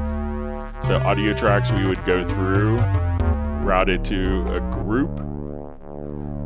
And then we can do that, but your instrument tracks can already be routed directly out into an audio input. So you should be able to do that. Before, instrument tracks would have to go through a group as well, but audio to audio, just go through a group. Instruments, when you add the track, you want to just simply come over here and just look in your inputs, choose connect to bus. You can see your groups or your instruments and directly record the audio like that.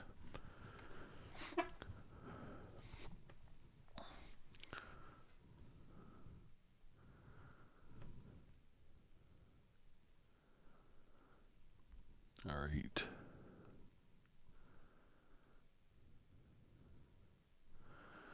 All right, so we have Mikhail Sundins as a severe levels ASIO in Cubase 14. What to do? So one is if you're in Cubase 14 and you have like a severe ASIO overload, I'll show just a couple of tracks here. I think I have, so if you go to the new go to the new performance meter in 14.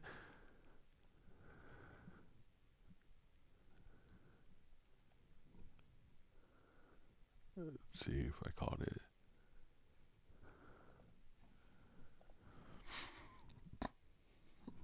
Okay, so here what I have is I'll just take this one track and we'll enable this track. All right, and I just put like one insert that had like 7 or 8 plugins on this track.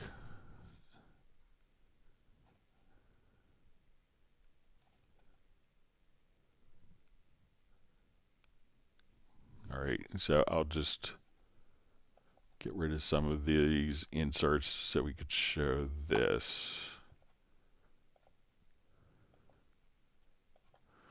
All right, so you could always render in place or freeze tracks. So let's say, because what a lot of people, and it's probably like the best thing I had at the recent NAMM show, we had a Steinberg dinner for all the people that were there, and I got to sit next to one of the developers who does like performance stuff. So it was really interesting. I got to pick his brain for the whole dinner. We had a really fascinating conversation about this. So I'm going to take one track that has,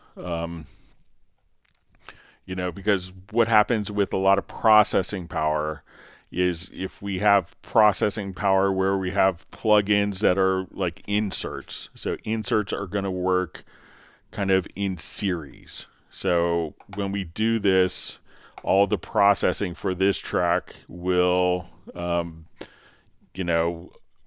because this processor has to go into this, into this, into this can't be broken down to different processing cores.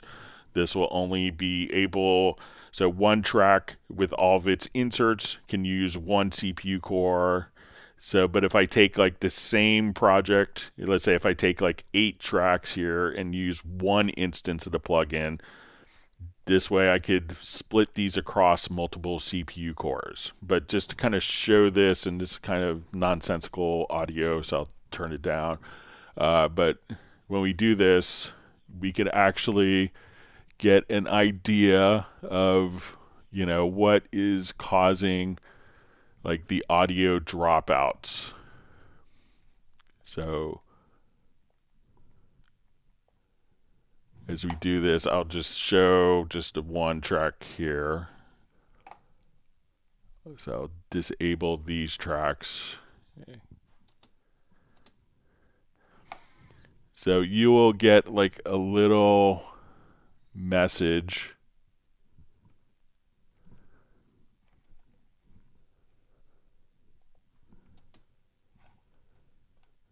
All right, and I'm just gonna, so one of the things you could do is just simply come over here and increase the buffer size. So that's always a good thing to do. But now when we come over here to, let's say, our audio performance monitor, it could show you exactly kind of which audio tracks are causing the issues. So let me just take away another insert or so here. So as we're working with this, we could see kind of what your performance is, and we can see where there's going to be dropouts, and it could give you kind of suggested operations of, okay, with this, maybe it'll give you an idea that we need to do. I'll just throw another plugin in here, that we need to, freeze this particular track. So you'll get kind of ideas of what's going on. Let me just enable one other track here.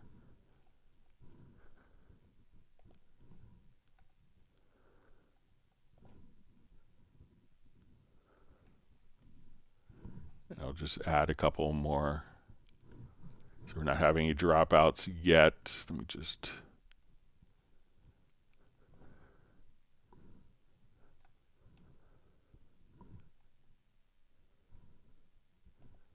So we're starting to get there. Let me just enable. So if you have like virtual instruments where it's one instrument and you have 16 voices in it, split that to multiple instances with one voice in the particular instrument. All right, so here we can see, okay, audio 1, that's what's causing our our buffer. So it's saying that we could just simply freeze that track or render that track in place. But that is what we see is actually causing the CPU performance issue. So once you open this up, you should get an idea. It can give you a direction when you say dropouts, expand that, and then you could see exactly what tracks are causing it. And if we say, okay, let's go ahead and freeze that track. So now we're rendering those plugins on that particular track. We could just come over here, freeze that particular track, and that track has like 40 plugins basically on it.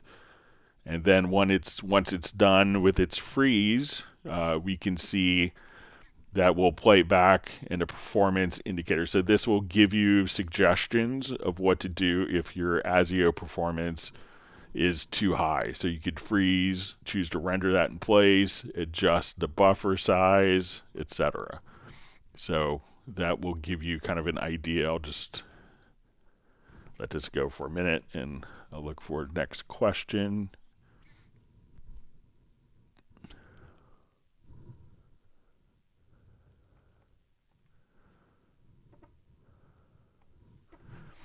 All right, and we see just further questions. Says, by the way, all tracks must be routed through group track before being routed to an audio track, which is weird.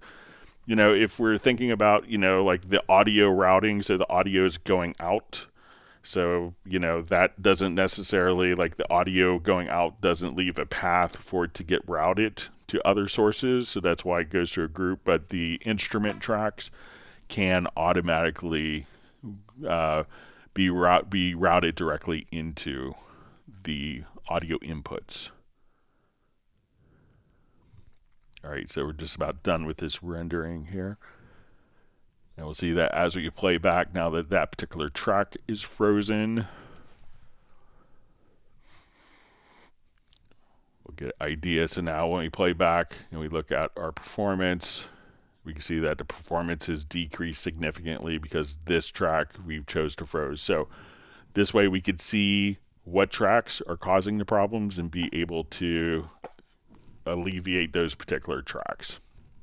So I'll go ahead and unfreeze this track. And we do that, you'll see as we play, the performance meter will start spiking again over time. So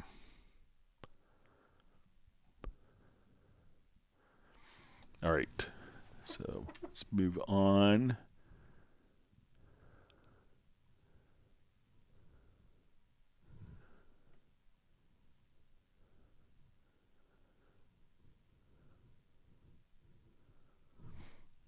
All right. All right, Michael Team says Gareth will be joining. And so we'll have the full Hot Mess ensemble here. Okay.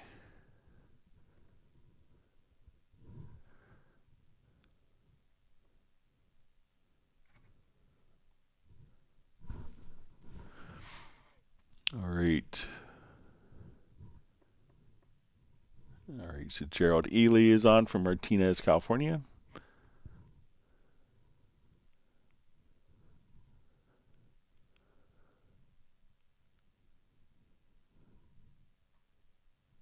Okay. All right, great to see Troca on.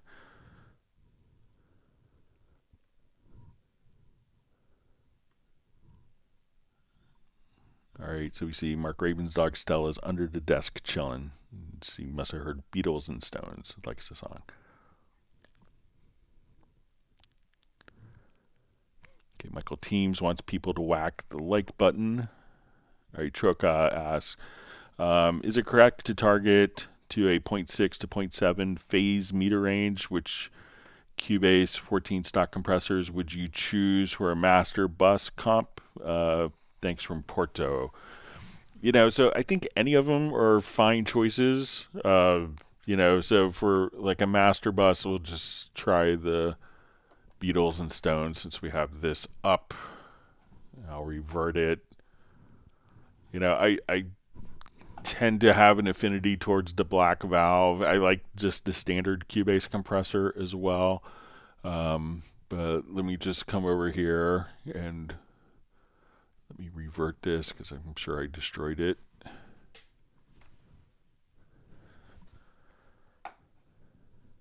Okay.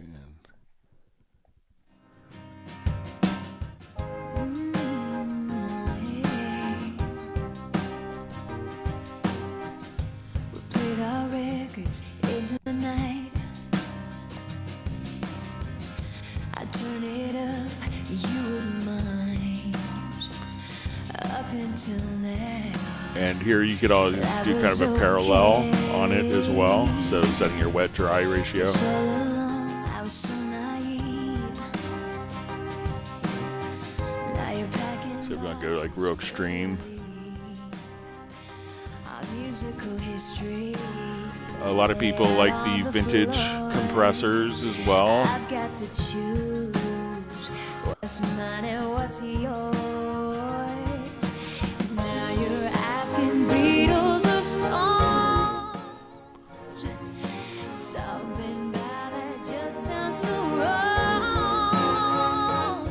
What is too late to So kind of different flavor with that one. It's that love. Please stop asking Beatles or Stones. Just leave it alone. Oh, And you still love when I played Hey Jude.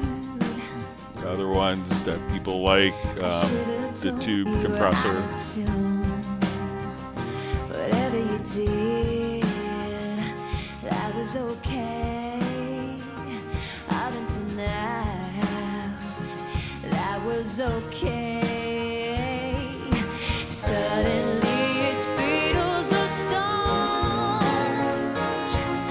Something about. And then also like on a master bus, like depending on the material, if you're doing kind of more dance stuff, you know, you could check out like Razor, which is kind of like an up-down limiter. So if you wanted to come over here to dynamics, Squasher or Razor, also interesting choices.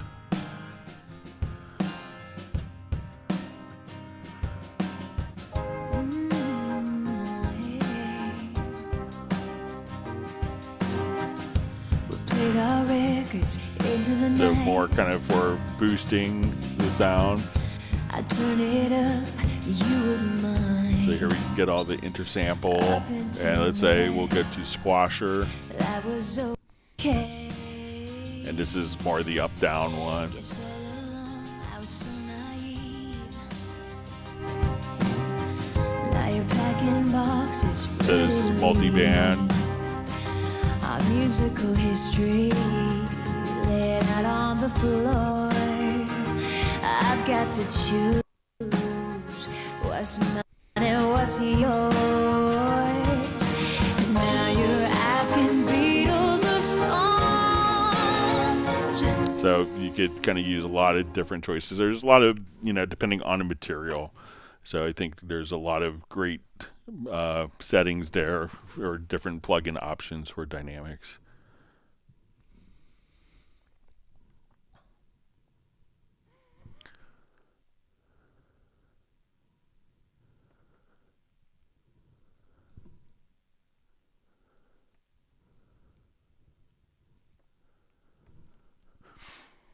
All right, so we see Mikkel just says, someone had asked him about and he'd asked about the performance. Is a normal buffer setting DAW reflects in the meter way more ASIO strain than other versions?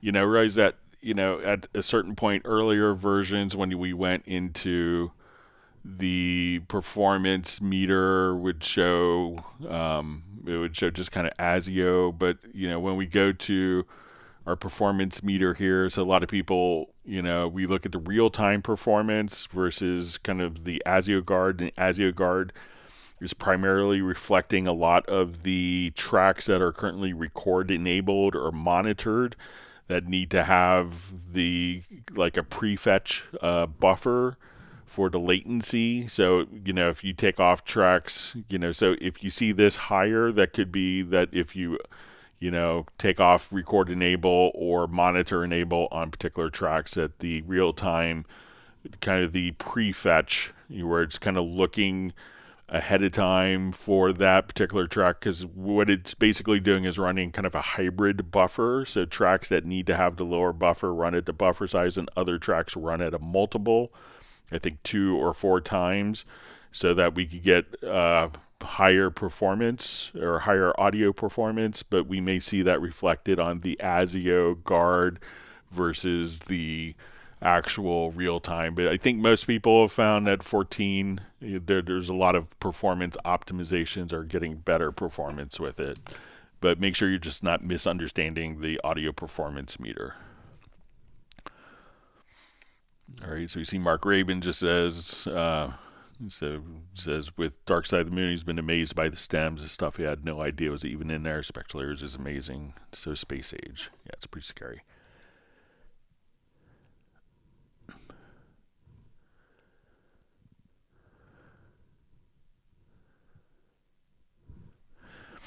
All right, so we have a question. Greg, can you please show the Simon Phillips vintage drums? I already have the studio and jazz versions, thinking about the new one. Thanks. Yeah, so let's take a look. I think all the Simon Phillips drums for Groove Agent are pretty amazing. So we'll just create empty.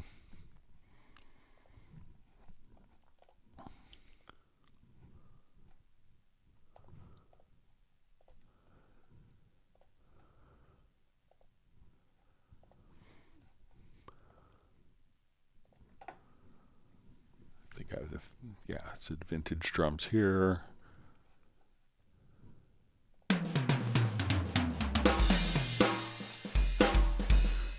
So as we kind of look at the kit itself, so kind of classic 2 snares, lots of toms, multiple cymbals.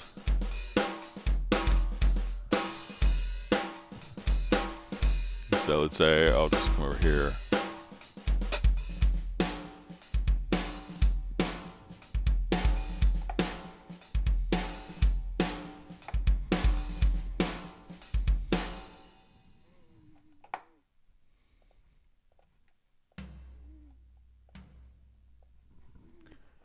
That's the initial kit. All right, so let's say.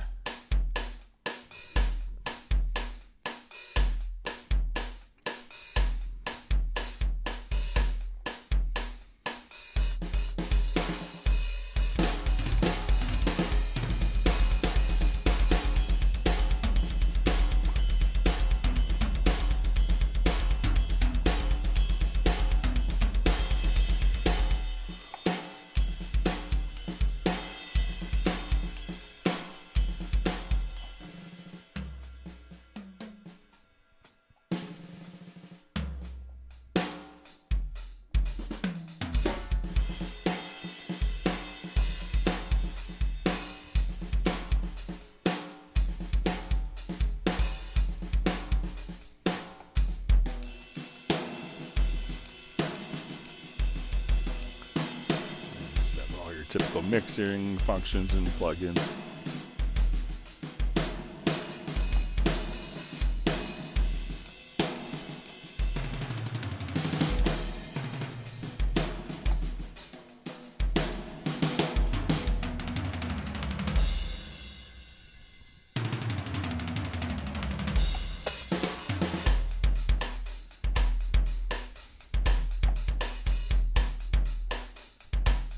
Want to have like levels of complexity, and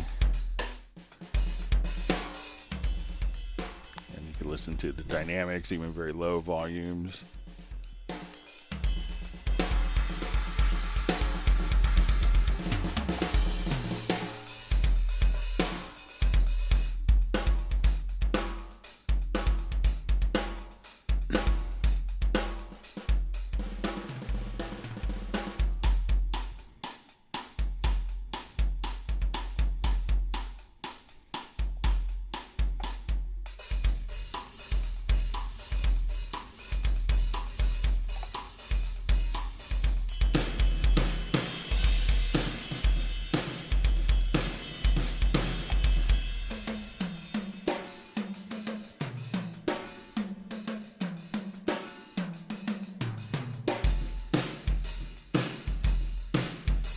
Not only do you get Simon's drums, you get Simon playing them, so he's such a nice guy.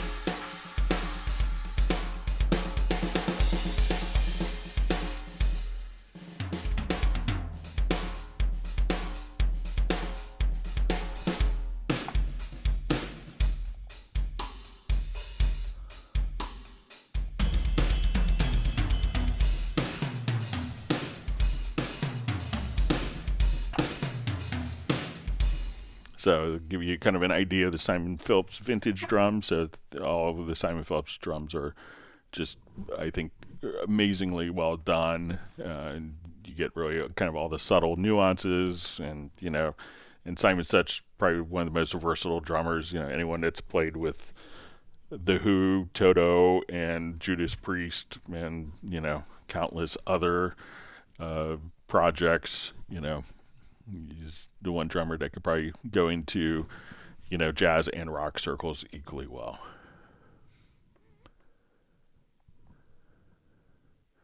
You see Mark Rabin has it, loves it.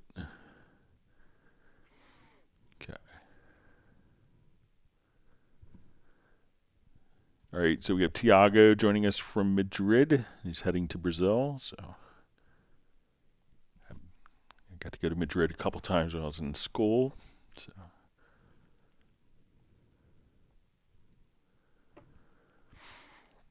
Okay, so we see Val figure out his snap automation points. It was set to adapt to zoom instead of use Quantize. So glad you're one mouse click away from happiness.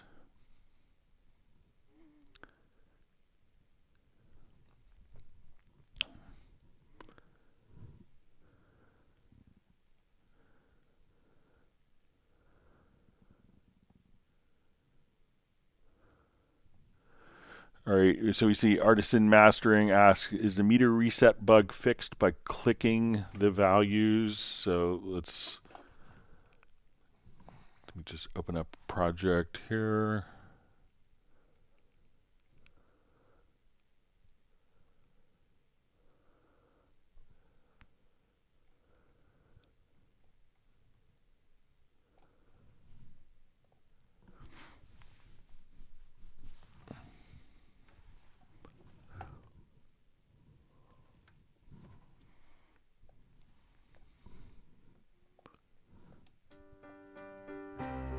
Did you say?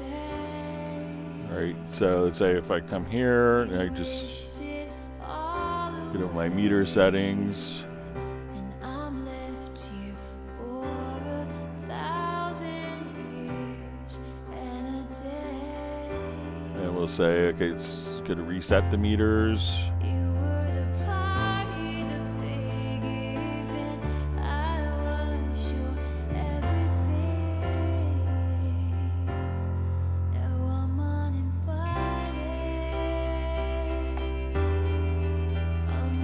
So let me just do it with an audio track here. You put the close side up on your heart. All the lights So it looks like the meters get reset there in the audio. Where do I go from here? Where do I go from here? So let me know if that's the meter reset bug. So if I'm misunderstanding. All right.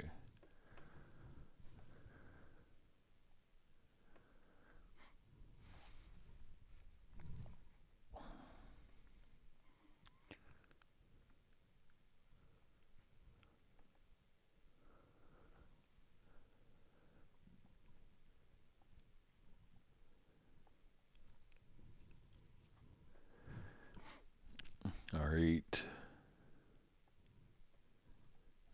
Mark Raven is saying his dog Stella is treat addicted and needs rehab. All right.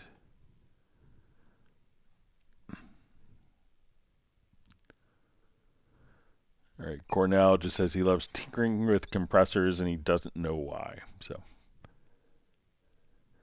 FlyV just asks, what's your favorite macro, Greg? So I don't really have maybe a favorite one. I thought the one we did a couple weeks ago for trimming MIDI, that's one that kind of I remember recently.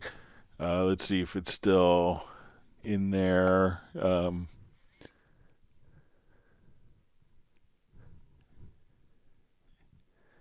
Yeah, so trim events to MIDI notes. So in this macro, if you don't remember, I guess I don't have like a set. If we have like an event here, if I remember this right, we have this event and we wanted it to only, the event to only be where the MIDI data is, and we wanted to trim it, the size of the event. That if we come over here to like our key commands, we can now say trim events to MIDI notes. So I could just say run the macro and that will automatically get rid of the empty parts before and after and just do that. Sometimes I will make a macro if I want a feature in Cubase. I'll make a macro to do it. I think that's how we got like the range selection for clip gain, for like doing deep breathing, I made a macro called debreath or debreathing, minimize breaths, that would take a range and automatically drop that down. Now, like that whole process is significantly easier with new clip gain functions that were introduced in Cubase 14. So I guess I'm like I see macros as being kind of very utilitarian. I make them for other people and I make them on live streams. But once I like kind of solving a puzzle of making a macro or a project logical editor preset. So that's more of the joy to me is, coming up with a clever solution that helps people as opposed to the actual function of the macro. So it's probably not a good answer, but...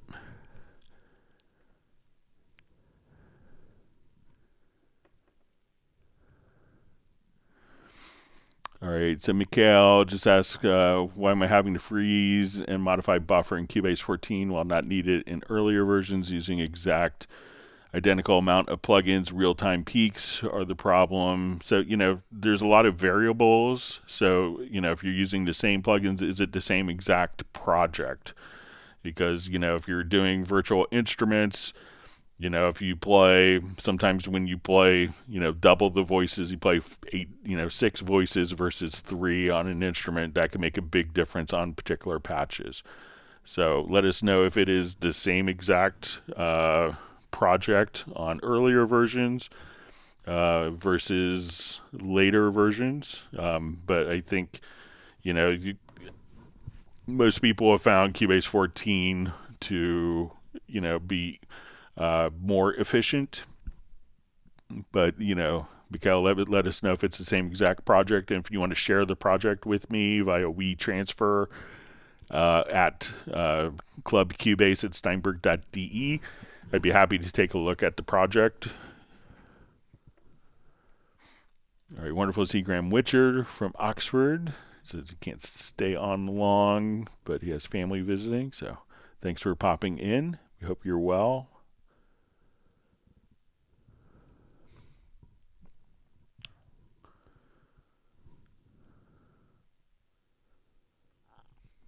Great.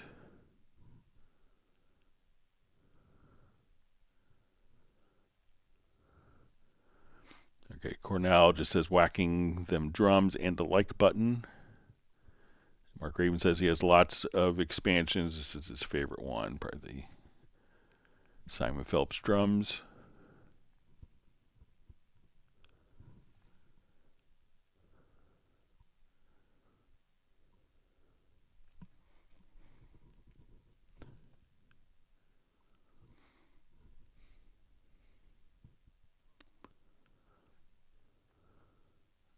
Chatfield just jumped, so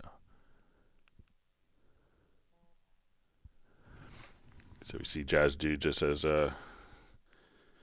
Simon, born in 1957, still has the power. So yeah.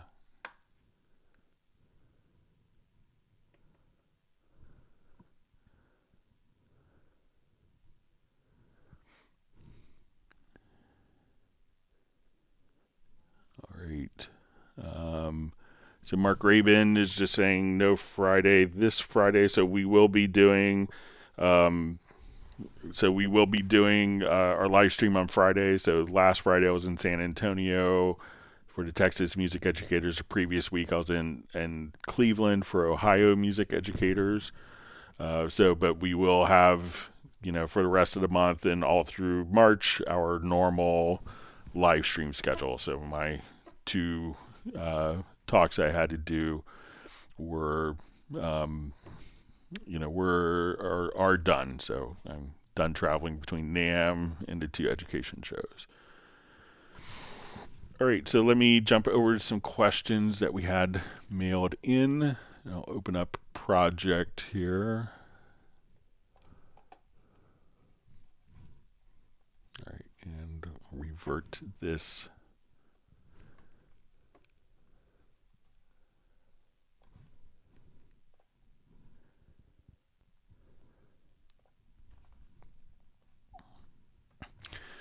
Okay, so go to my questions here. All right. So the question was how to change MIDI chord voicings on 2 parts to add a musical variety easily. Okay, so let's say if we have, we'll start off.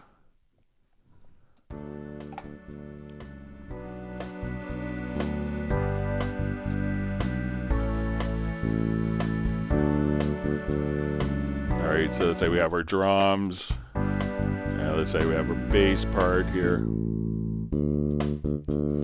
But let's say we have we just have the same chords playing in a Rhodes, our accordion, and an organ. So if we want to edit these parts but maybe do different chord voicings to make it a little more interesting, I'm going to just select, so we can see that this is basically the same part that's copied multiple times. So I could switch between the accordion, the Rhodes, and the organ. So I'm going to just take my select the chord here, and we can go to chord editing. So if we say, okay, I want to come over here, we could choose to, drop different, we could drop different voices. But let's say if I'm here and I say on the accordion part, I could just say, let's move up the chords, and it's going to take the lowest note and automatically just kind of move it up. So we could just do different chord inversions like so. And let's go to the organ part here and say, oh, select this chord, let's move it down.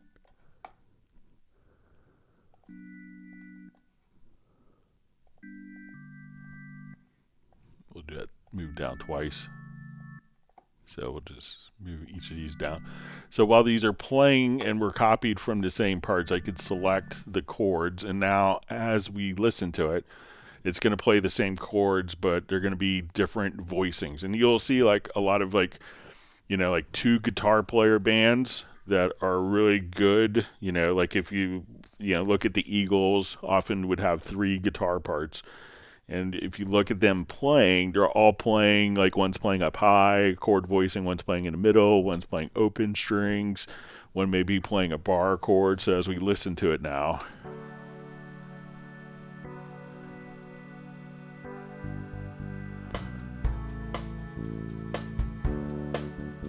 so now each of these aren't playing. So we have original Rhodes. Same chords, just different inversions. And what I do now with bringing the organ in.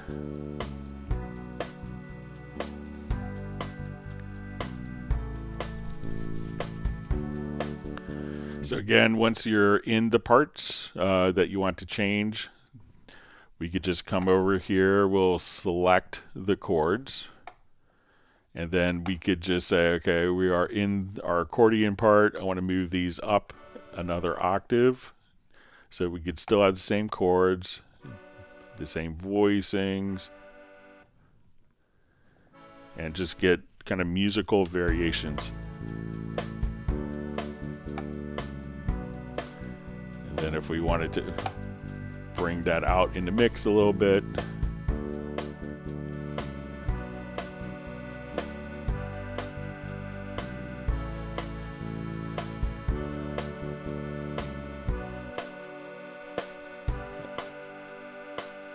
we'll add the organ, say the Rhodes.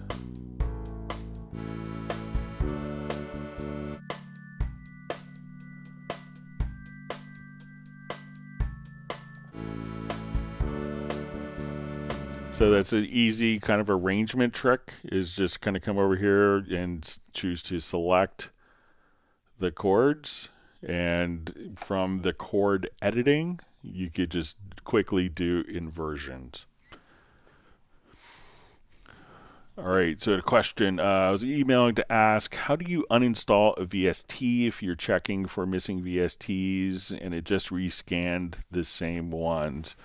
All right, so what you could do is if we go to the VST plugin manager, we could come over here and we could hide the plugins. The plugins will still kind of be loaded and available for you. So let's say, you installed a new plugin and you've created a custom plugin collection. So that plugin isn't added to the collection. So if we come over here and say, okay, I want to get rid of this particular, I need to get rid of this particular plugin. That doesn't erase it from the system, but what that will do is so it doesn't show up as an available plugin choice. So if you're dealing with third-party plugins, each plugin, will probably have a .vst3 file that's going to be installed into a location. So if the plugin company doesn't have an uninstaller, you could remove the VST3 plugin from its location. And once that's done, then Cubase won't see it.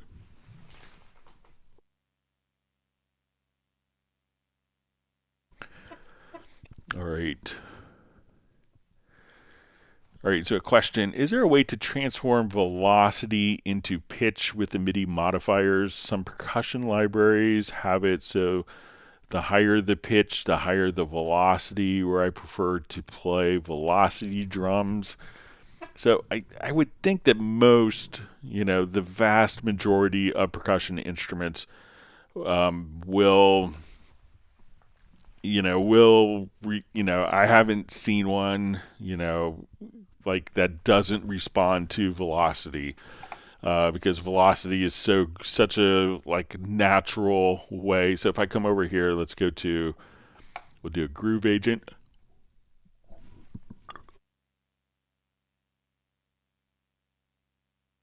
And let's add a percussion agent.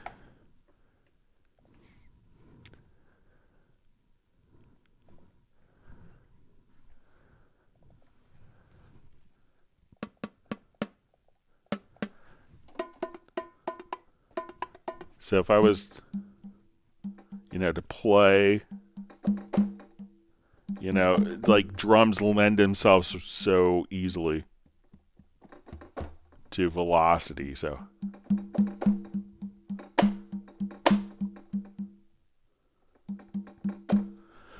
now the problem with doing the turning velocity into pitch is that the velocity is part of a pitch of a MIDI note, so it's not a separate entity. But let's see if we can maybe mask it somehow. So let me look in the logical editor, because there's kind of a preset that we might be able to kind of finagle.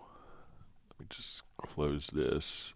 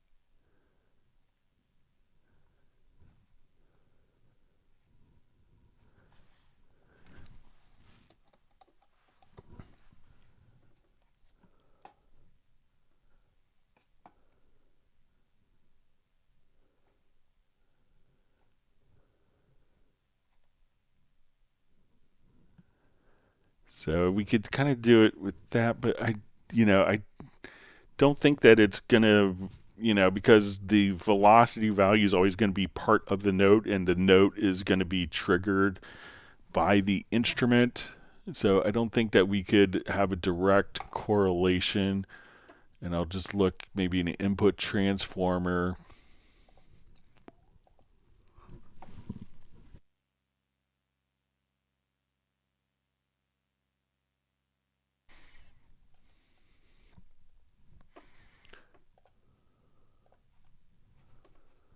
So let's see if we could finagle something here. So you want to transform. We'll say velocity.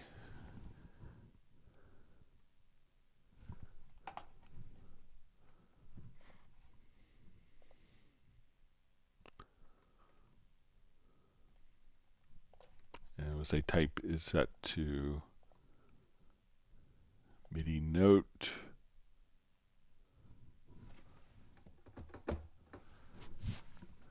All right, but anytime that we're going to do this, the playback instrument is always going to be, triggered from the MIDI note. So the instrument is going to accept the MIDI note and not just the velocity value of that, because the velocity isn't a separate message.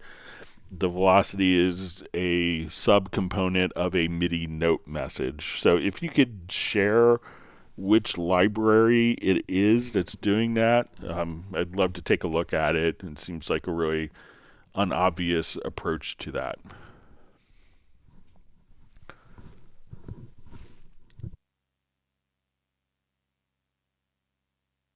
All right, our next question is, I'm experiencing this. I import a video. One is 24 frames per second, for example. The project is set at 24 frames and the video is .move.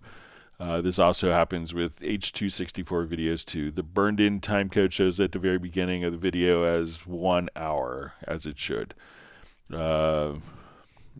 The video is placed at the start of the project on bar 1. However, when I go to setup and add an offset of, say, 1 bar, I have the project start at bar 0. The video starts at bar 1. There's now some black added to the beginning of the video, bar 1, like a second or so before the timecode appears and runs. It's not the case when I play the video in QuickTime Player, so something is happening in Cubase. All right, so let's take a look.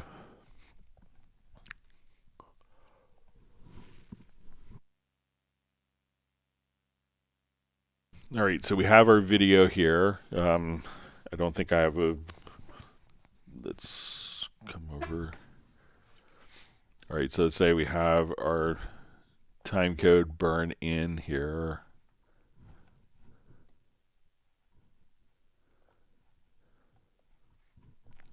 Okay, so let's say we want this. So what I would try to do is, let's say we go to our shift setup and we set a 1 bar offset. And it says we've modified the offsets. Do you want to keep the project content at its current position? I'll say yes. So now when we moved this, we're in bar 1. And we go to bar 1. So let's see if we have, so we see our time code as we do this is, so we see. All right, so let's do, so let's say if I go here where we see 2 seconds, whereas previously that was set to 0 seconds. So let's see if I go to measure 1 and we go to project to set timecode at cursor. Let's set this to, like, 0, 1.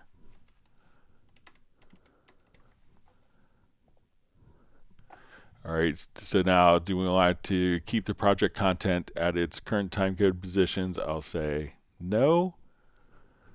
So now we can see that, let me just mute these unrelated parts here. So now we can see that the video is updated to 59:58, but it will play.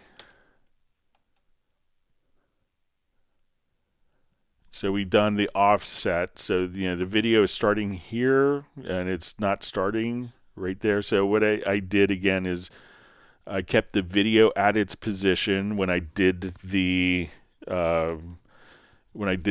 time offset in bars and beats, and then I moved it to measure 1, and then I went to project and chose to set timecode at cursor, and for your example we put it at 1 hour. So now the video is, we have our pre-roll time here, 1 measure pre-roll. We see 2 seconds of black added because the video doesn't come in until measure 1. So as we play, let's say from the beginning, then the video starts at the correct time code position. So let me know if that works for you. I think it'll do the trick.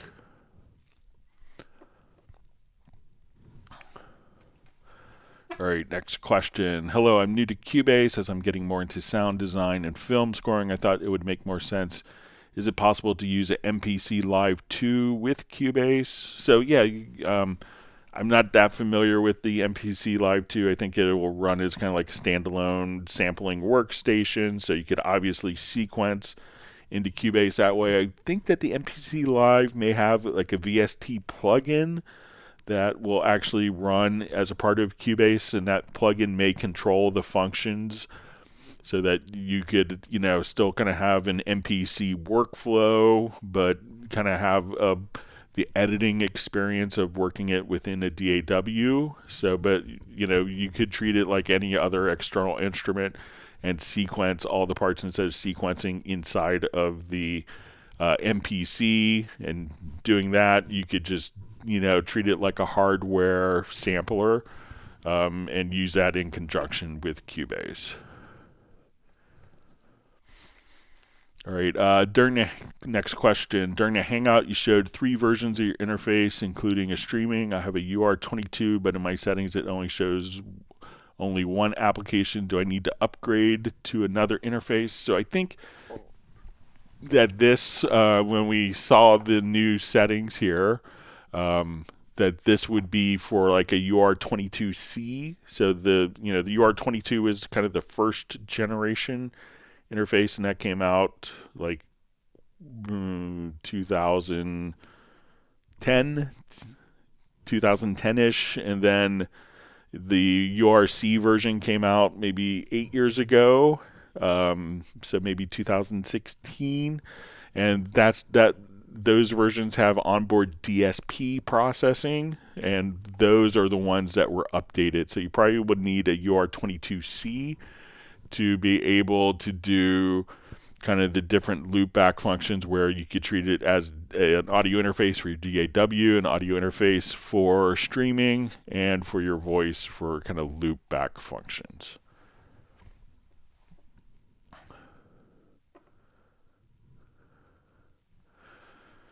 All right, so I think we covered this already, but we'll go over it again. How do I drag and drop a Spectral Layers layer? I get the message the version I have is an external layer. So when I do this, we'll just jump back to our Unmix project.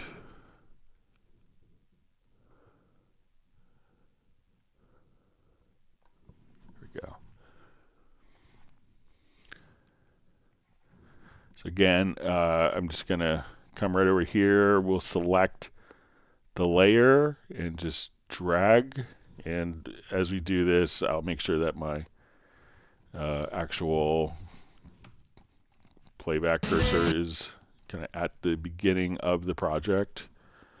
And then just select the layer and drag it right into Cubase. So we can see our vocals come in right around measure 9. So that's how you could do it. All right, let me jump back to live questions. Thanks for all the wonderful questions. And if you want to send questions in advance, please send them to clubcubase@steinberg.de.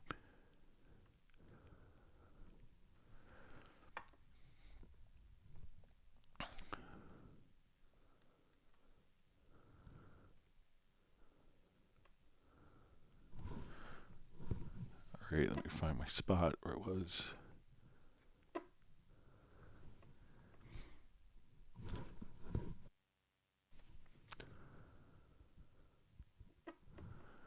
All right, Al, we see from Al Will, in Groove Agent, is there a way to universally change the complexity settings across all the pads at the same time? I don't think so, and I'm not sure if you'd want that because each pad would do different things, but let's see if we could get it going here.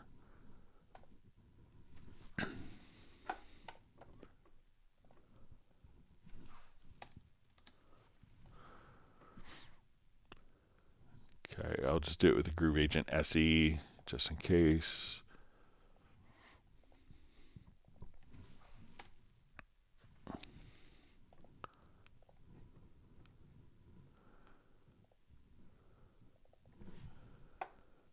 Okay, so let's come over here.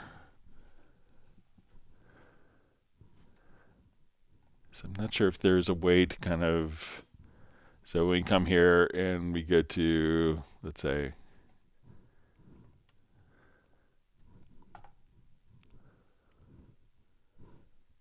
let's see if I select all 8 pads.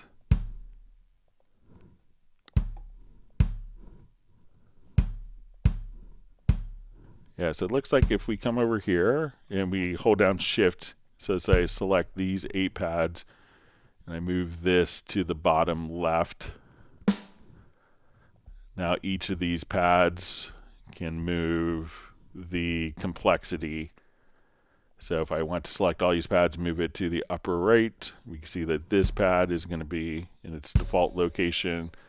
These pads will be upper right, and these will probably be in the center. So select all of your pads, hold down the Shift key so you can select them sequentially, or if you wanted to turn some of them off, we could probably hold down the Command key so we could put it dead center. So now these 7 pads, not this one, will be dead center. So yeah, just select multiple pads and adjust accordingly, and that will apply the complexity settings to all of the selected pads.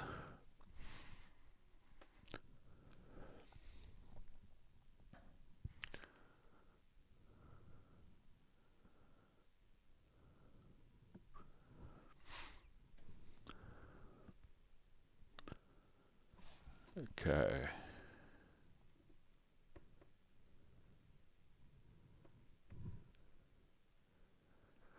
Okay, DJ Mad just says, an logical editor, can you auto color tracks based on names? For example, if I create a track and I want all tracks that have perk or drums to be red.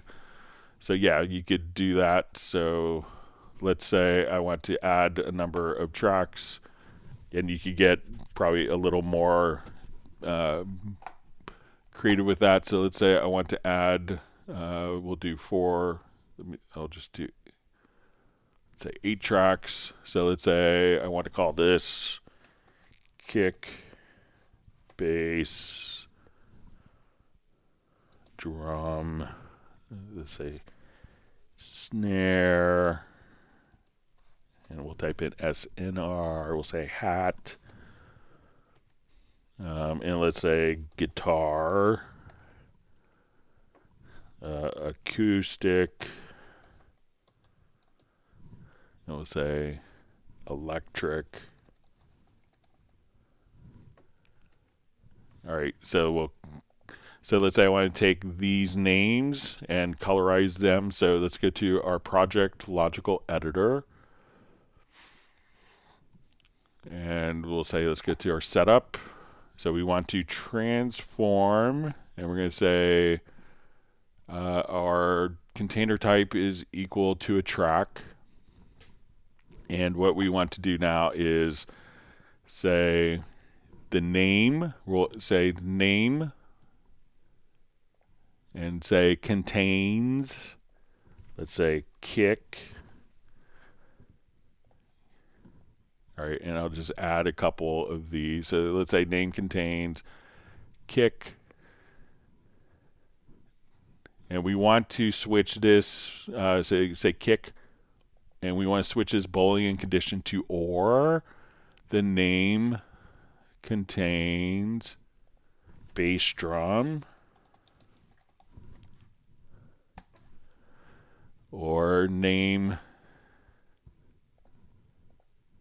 contains a snare. You could say equal, or we could also just say name contains SNR. And again, we want these all to be or. or name contains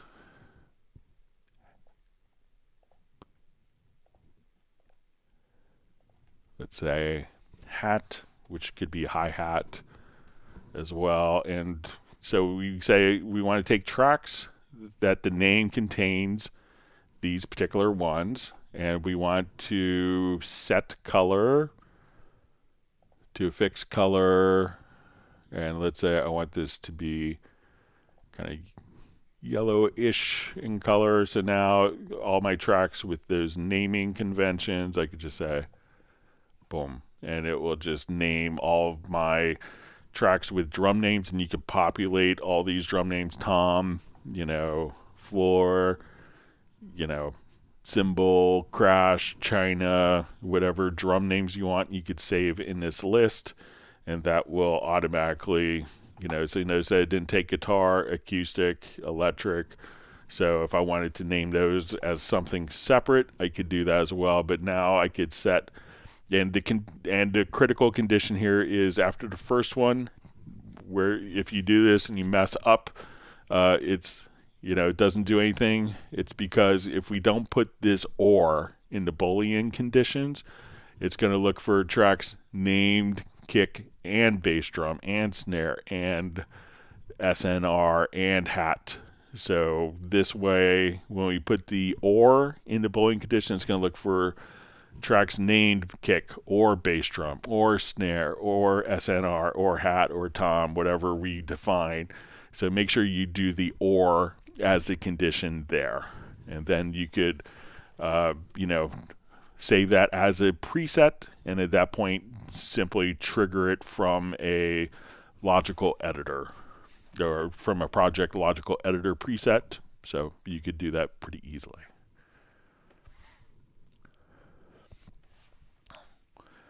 We see Mark Rabin chooses blue for his drums. People are always very passionate about colors for their tracks.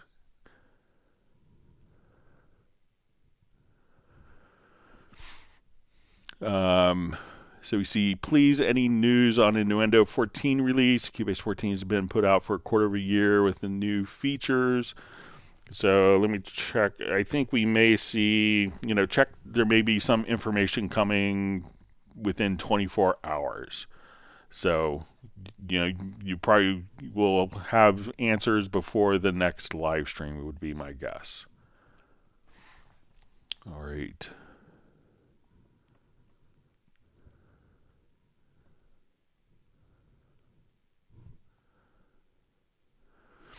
All right, so we see Val just says, I noticed a bug freeze every time I drag a third-party plugin from the channel edit to the direct offline processing. My Cubase Pro 14 Windows 11 freezes and shuts down.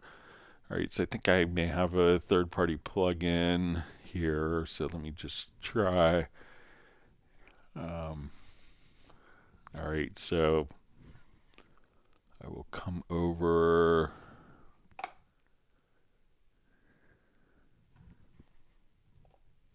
All right, so I have a towel vocoder here. All right, and let me just drag a file in.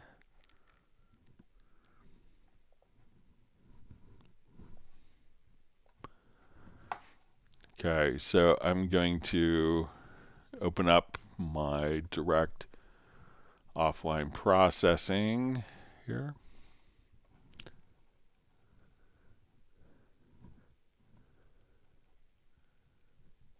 Okay, and I'll just put that towel vocoder on this track.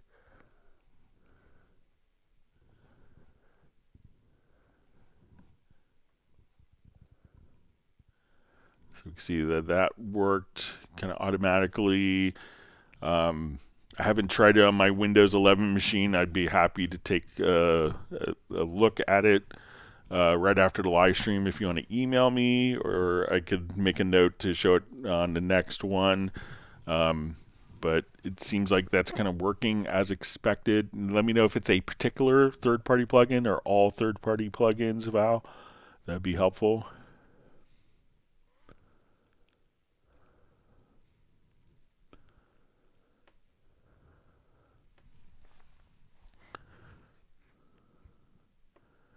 So we see not 27 just saying, please say it's tomorrow. So I don't think it'll be tomorrow, but there will be an announcement with more news tomorrow.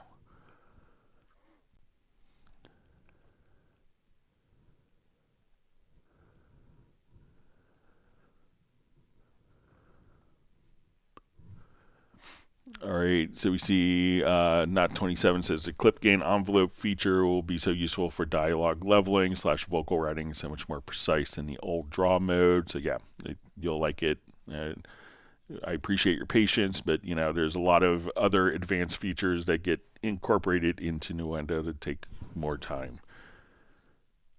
All right, so Arthur Boyd just says nice. All right, Mark Rabin is waving. His dog Stella is sending a woof and waving a paw goodbye, and she'll see us back on Friday.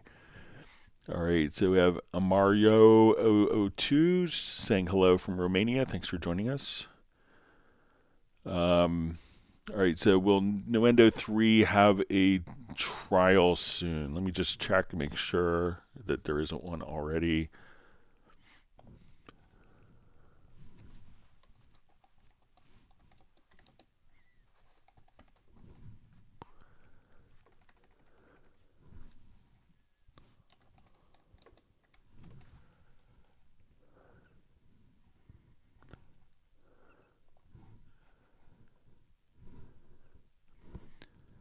Yeah, it doesn't look like there is a trial version. I'll send a request for to see if there could be a trial version created for that. But I don't think it's that expensive, so it's $200. So, yeah, so I don't think that there is a trial, but I'll pass that along as feedback.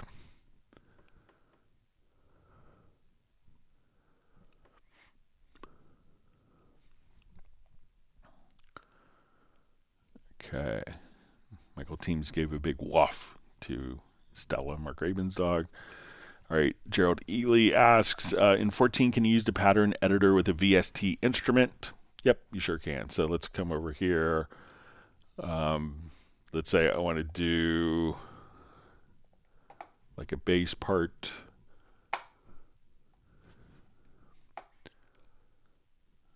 So I will come over and let's do Retrolog.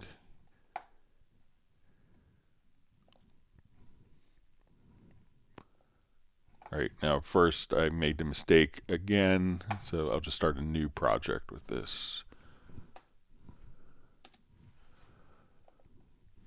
So we go to add our instrument track. I'm going to say Retrolog, and let's make it a pattern event. Okay, and now when I come over here, let's say we want to do some bass parts.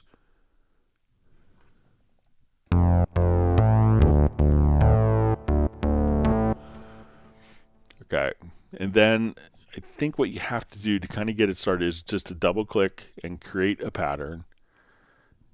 And then when we go to the editor with VST instruments, so we double click here, and now I'm going to just erase this pattern. I'm going to add some additional notes here.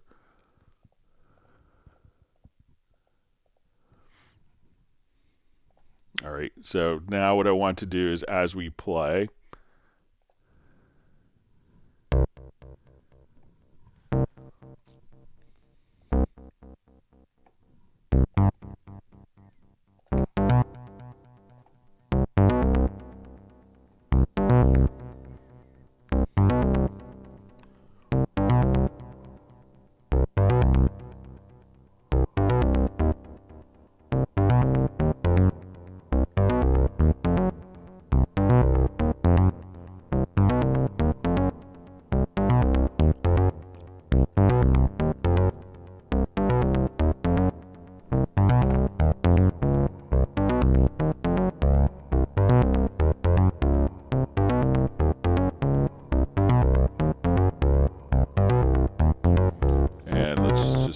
and make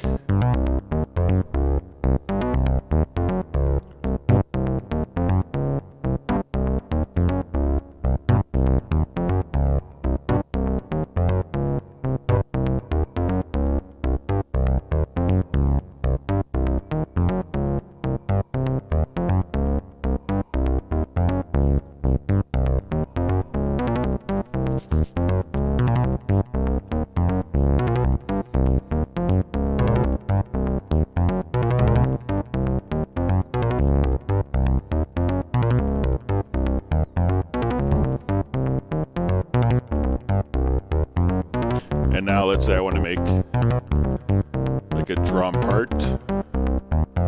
So I could just come over to the drum machine.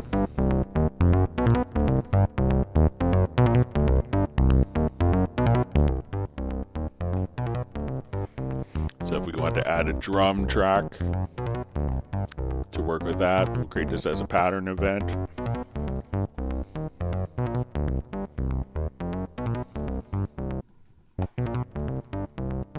So now when we get to the pattern editor here,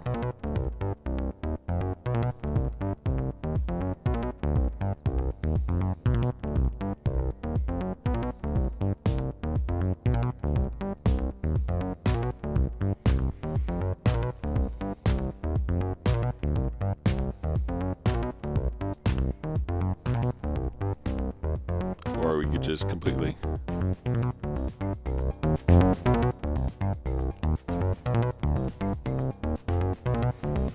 get to our mix console here.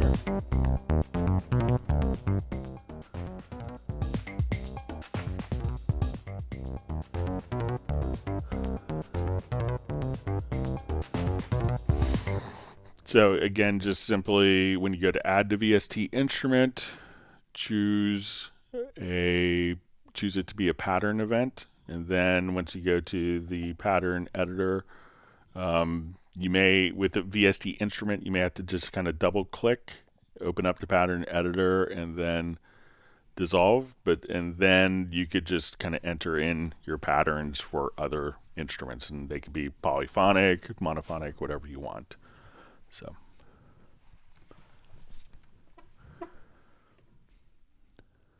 Okay, Ahmad Baversad or Baversad, just saying, hey, thanks for joining us.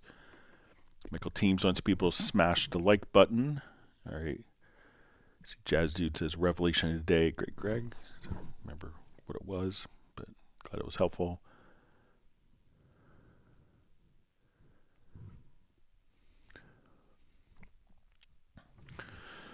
All right, so Steve Green asked, hi Greg, once I drag into project my Spectral layers, how do I make them permanent in the project? Can I highlight all the imported layers in one go? All right, so let's take a look.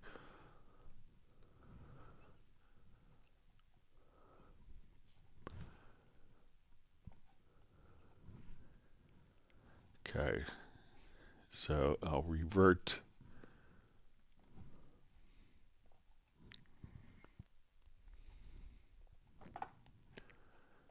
All right, so now I'm here, I double click. So I'm going to select all of my layers.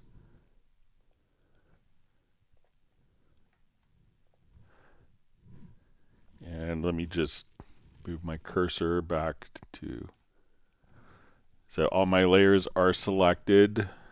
Come here, drag all these at once. We'll put them onto different tracks. Now each of my tracks, what I could do with the layers is select all of them and go to audio and say bounce selection. You can choose to replace, and now these are all individual audio files that you can edit freely. So you can take all the layers, drag them over at once, then select them all, go to your audio menu and choose bounce selection.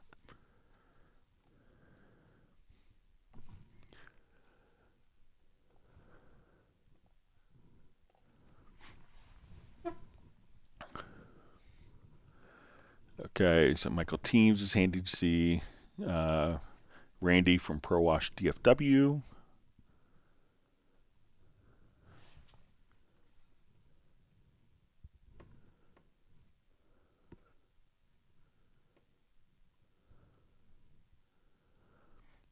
All right. So we see from Rashab Saxena, if my Cubase crashes in between project and I didn't save the last changes, how can I open that again? So there is a, if you're in 14 or all versions, you can have, if you get to the preferences to general, you'll see like an auto save. It's usually on for every 10 minutes. So, and when you go to look in your folder, what you would actually see if that's enabled, Let me just show you. It'll show in the auto saves folder. So when you come over here, let me just go to my Finder. Sorry. So I'll show you where the auto saves is.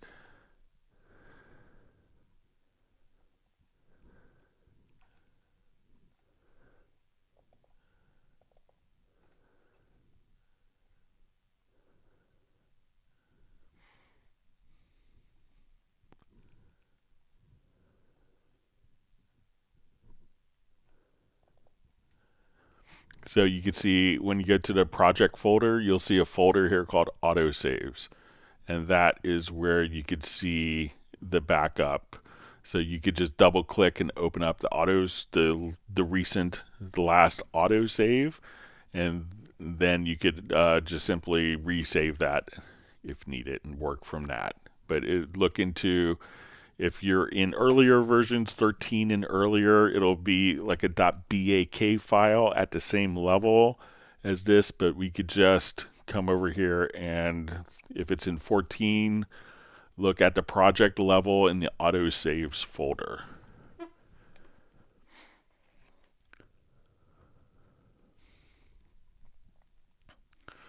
All right, so we see Bo Eklund. It says Cubase 14 Pro built-in scripts for Nano Control 2. So yes, your Nano Control 2 has built-in MIDI remote scripts. So I don't have mine connected, but that's all you need to do. Is it's automatically recognized by Cubase 14. So it's one of the great ones that is automatically recognized for you. So you don't have to make your own scripts for that.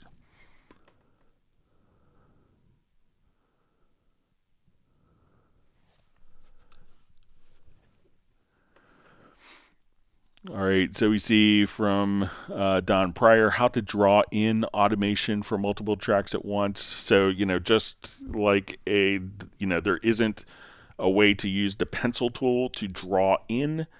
You'd have to do it on multiple tracks. So let's say, it's not going to do it on multiple tracks at once. So let's just come over here.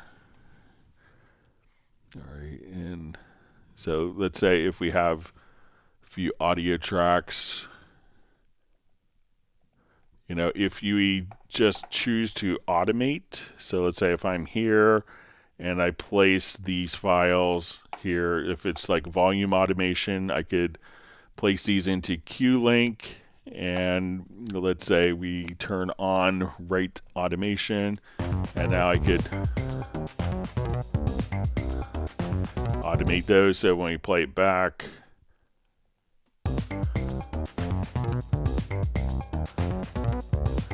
the automation is automatically recorded, and that will be the same. Now, if we wanted to make changes, one of the things we could do is if we open up, let's say, our automation panel and we show volume automation. So if we say, okay, I want to come over here and I want that as my automation, I could come right over here and just say we're going to select all events, and we could copy that data, and then I could come select this automation and hit Alt or Option plus V, and that would automatically paste that particular event right there across all of your tracks. But there isn't a way to necessarily draw in the automation across multiple tracks. So just make sure that didn't change anything with that. So if we have our multiple tracks selected,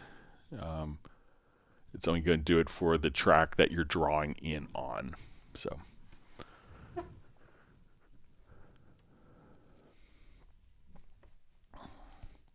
all right, you see Steve Green saying hi. Okay, Steve Green asks, Greg, what is the difference between high and extreme in unmixing and spectral layers? So the high is going to give you a higher quality, but it takes longer. So it could be 2 to 3 times longer. So I think most people, just use the normal high. If you're doing something that's like totally mission critical, it could be worth the time to do the extreme settings, but realize that will take longer to do the analysis of it. You may not notice a huge difference, depending upon the material. But if you're not happy with the separation, you could try running the extreme algorithm. It will take longer, but that will kind of go through more with like a fine-toothed comb to, do the separations for you.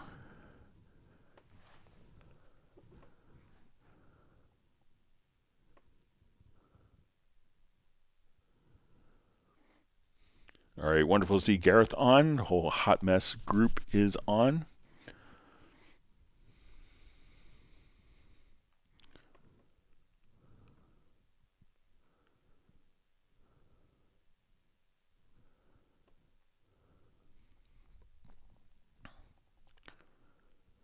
All right, in Bilbao, it's 20 degrees Celsius, so it sounds pretty good.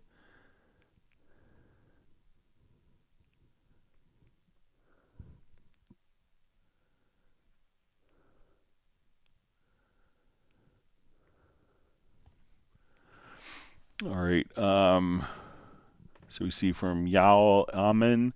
It says, hey, from Norway, when I tried to make a techno track, I cannot get the most quality kicks and bass. Is Retrolog by itself enough to make different bass bars? Is it possible to please make a bass track? So let's say if I wanted to do it, I'm not a techno creator at all, so I apologize if it's horribly inappropriate. But let's say if I'm starting off, I'll just maybe start with a drum track.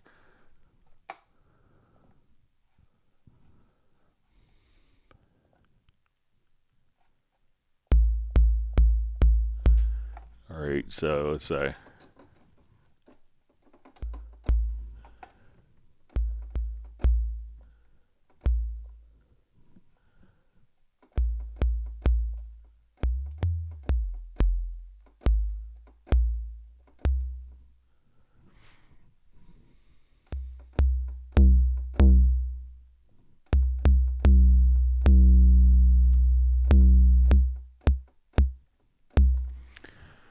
Okay, so let's come over here. Let's just put in a quick.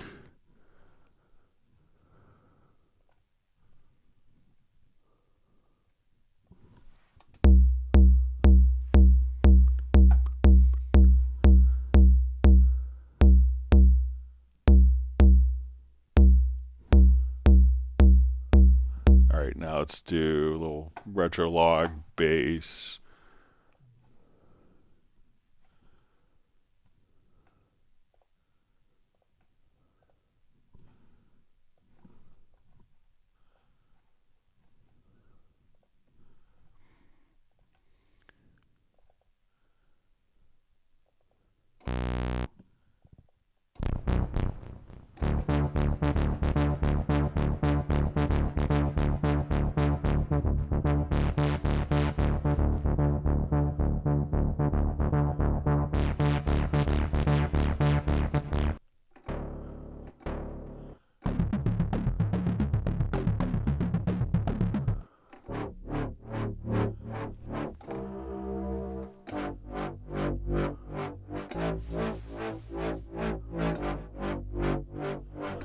All right, so say we're just.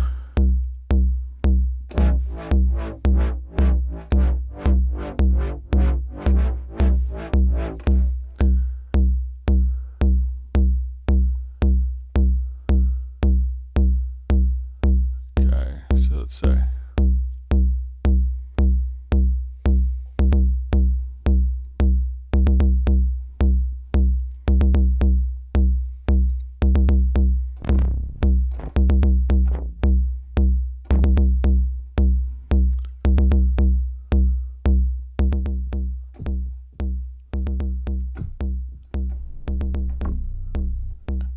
So let me just.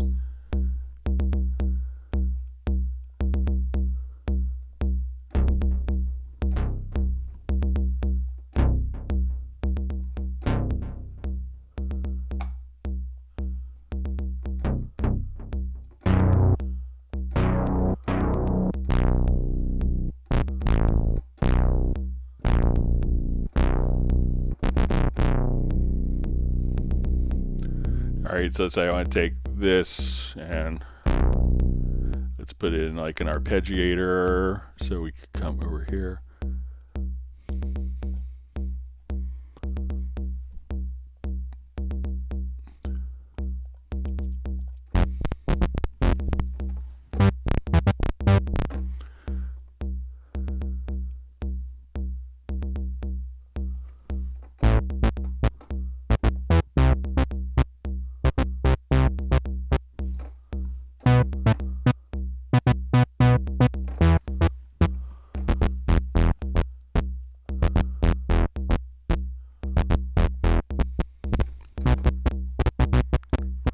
So you could kind of play around with some different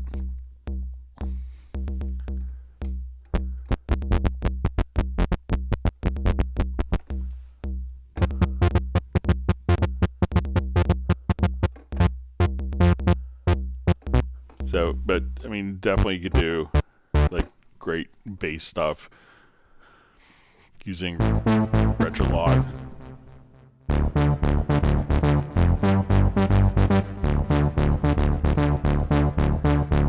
And then if you want to come over here,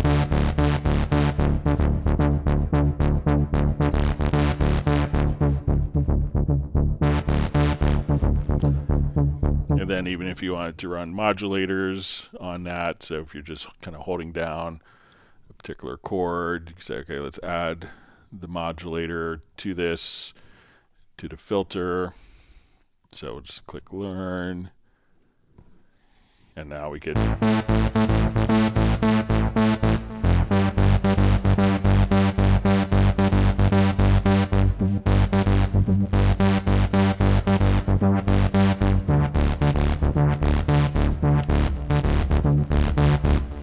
so all sorts of great kind of techno stuff you could do with Retrolog just as your bass. So I'm sorry to do a lot of techno music. Sorry if that was horribly inappropriate.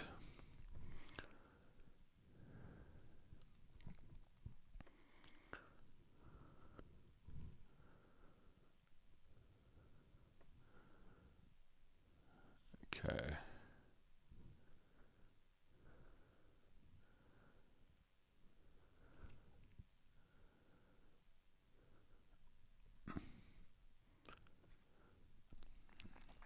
Okay, reading through comments.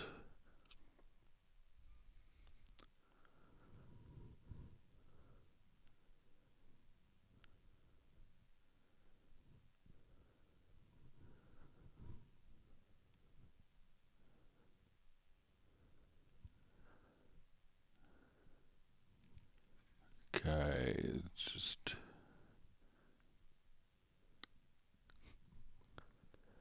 all right, so I think I'm at the end of questions. We'll see if there's other questions that maybe sneak in.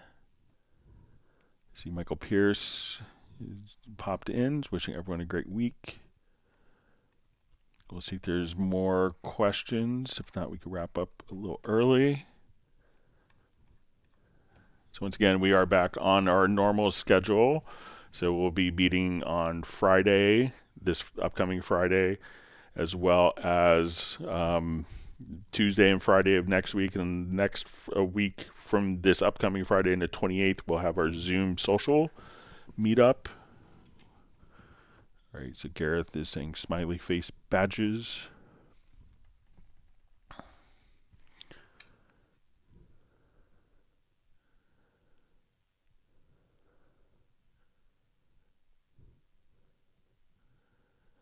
All right, we'll see if there's any more. All right, so Michael Teams granted me 3 trophies.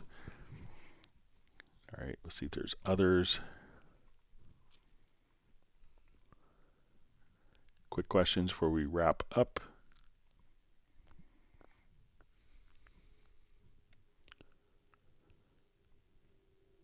It's usually about 20 seconds from when I talk to when you guys hear.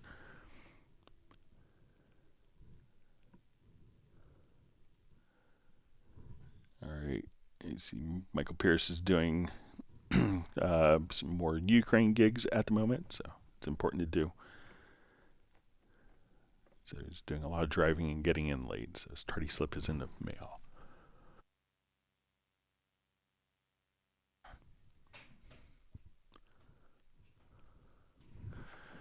All right. Y'all Adams asks, Greg, I'm using Cubase 12. I would like to know if the built-in synthesizers and sounds are enough, or will I have to add third-party sounds. So I think that a lot of people, don't explore the built-in sounds. I think you have a lot of content. You have several thousand presets. So, go through each one of the sounds and make sure that you're not just buying because like you saw a YouTube video, because I think what you get with Cubase is really, great instruments. There's obviously third-party instruments that are available, but you might not need to use them as much. So you have a wide palette of instruments at your disposal to use. So I think you get great results with your Cubase 12. All right, so Gareth is asking, so yeah, I did get the songs. Okay, so I got one. Gareth just asking for the upcoming Hot Mess, so I will probably get started on it. I'm kind of in 2 weeks of orchestra prep mode, so I'll probably get to work on it. Maybe our concert is on March 2nd, so I may have time to work on it like on March 3rd, but I may have another couple work projects due on March 4th, so I may, probably the first week of March, I'll probably get to getting bass lines. All right, so you see Pablo says, is Greg trying the Nectar Panorama CS12? So I don't have one, so I haven't had a chance to try it out, but if Nectar wants to send me one, I'd be happy to use it on live streams. All right, see Michael Graybill just wishes everyone happy music making to everyone, and thanks for all the great stuff. Catch you next time. All right, Andras Lomstein asks, how to humanize a MIDI performance. So there's a number of different ways of doing that. So let's say I have like a generic kind of drum pattern here.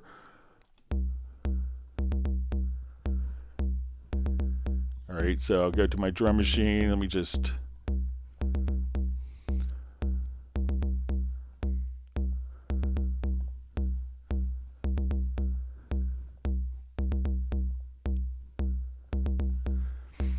okay, so I'll just come right over here to my editor. So let's say I want to come over.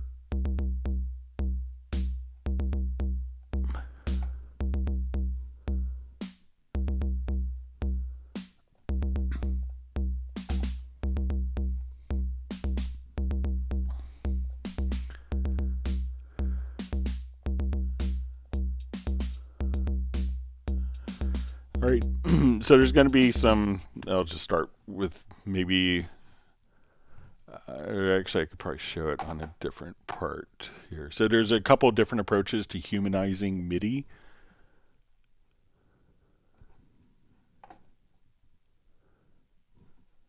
Here, I'll just build a new, quick, generic, maybe more acoustic drum pattern here.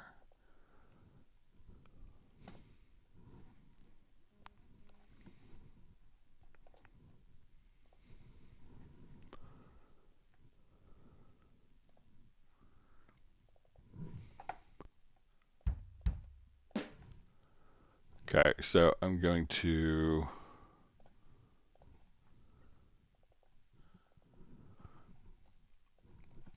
so if we want to take, like, let's say our drums here, so let's say I'll just put this in a quick MIDI loop.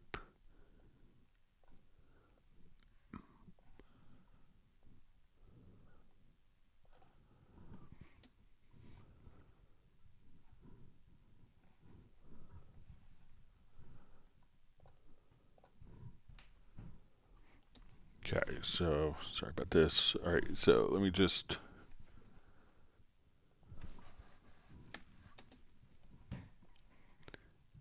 all right, so I want to put this in.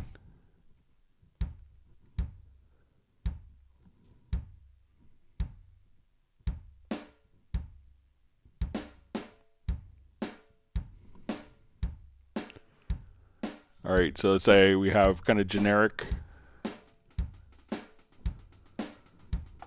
drums, and these are very unhuman sounding. All right, so one of the things you can do is like play with velocities. So if I want to take just the hi-hats and take like every other velocity and knock it down. But let's say now I want to just come over, I'm going to select these particular notes. We could come over to our Quantize panel. So there's a couple of different approaches. If we want to go to, let's say, the event, we could come over and go to MIDI modifiers. And here we could just say, okay, I want to randomize. And we say our random target would be position. And now we could choose to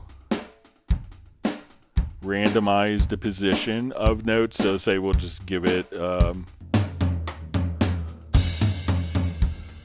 say randomize position. So we could do that. There's some MIDI plugins that we could use and just come over here and say, okay, I want to go to my Quantizer MIDI plugin. So we could add more swing. So we can say, okay, I want to do maybe more eighth note bass swing. So we could adjust that kind of in real time. Now there's also something called play probability. So if I want to take my drums here, and let's say the hi-hats are playing every single time, I could select my hi-hats and we could go to play probability. And I could say, okay, I want maybe every other hi-hat to play back at certain times. So if I put in, let's say, maybe like a little stick. So I want to look at this as velocity. I'll make these velocities less. But I could also adjust the play probability of it so that I could take these notes so that they're only going to play a certain amount of times.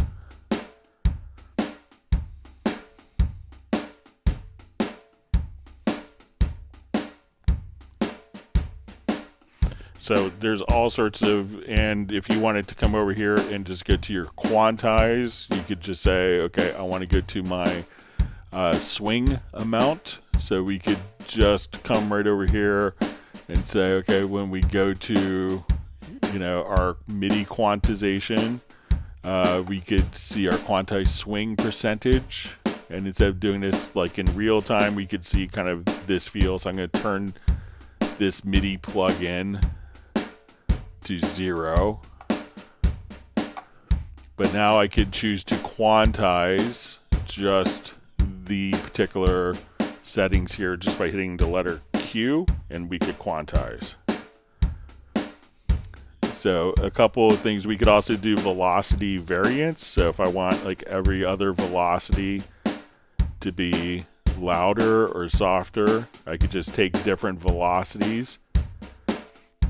And if we don't have those tweaked, we could choose to do variations in the velocity as well. So a lot of great things we could do to kind of humanize your MIDI.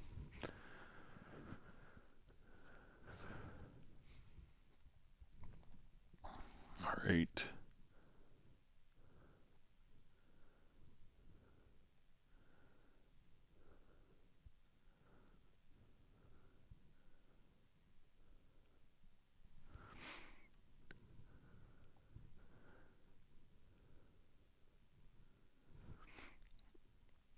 All right, let me just go through the comments here.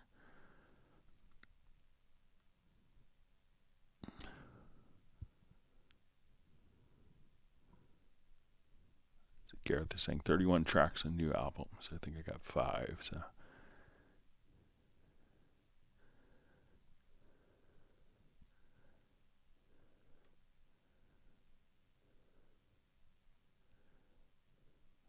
All right, reading through comments. People excited about the new Hot Mess release.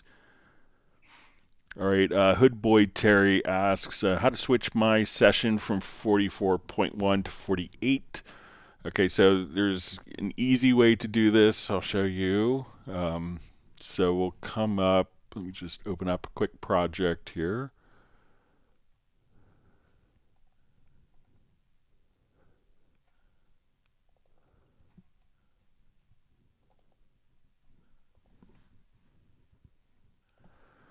All right, so our current project here is at 44.1K. So we'll just get a sense of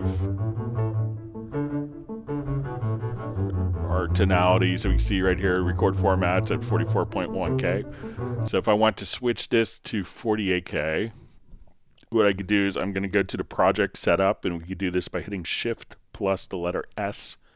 We'll go to the project menu to project setup. And we can see our current sample rate is set to 44.1. I'm going to choose to go to 48K. It'll ask us, do you want to convert the audio files to the new rate? We'll say yes. It says, do you want to keep the source files in the pool directory? We'll keep the original files just in case we need to go back.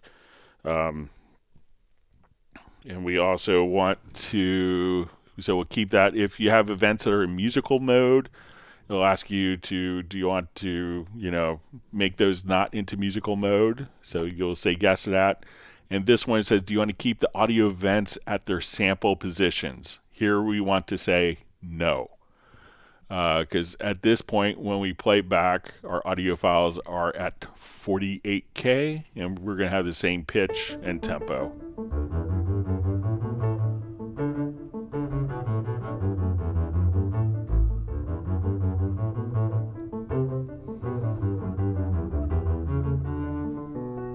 So again, go to the project setup and just switch to sample rate there. And basically you want to say no to keeping the sample rates at the samples at their current positions.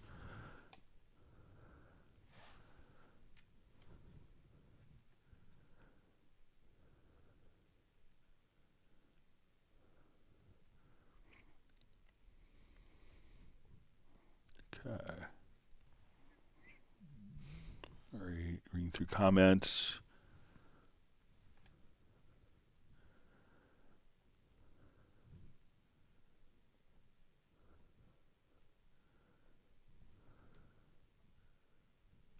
See, hopefully Michael Pierce will work on a hot mix.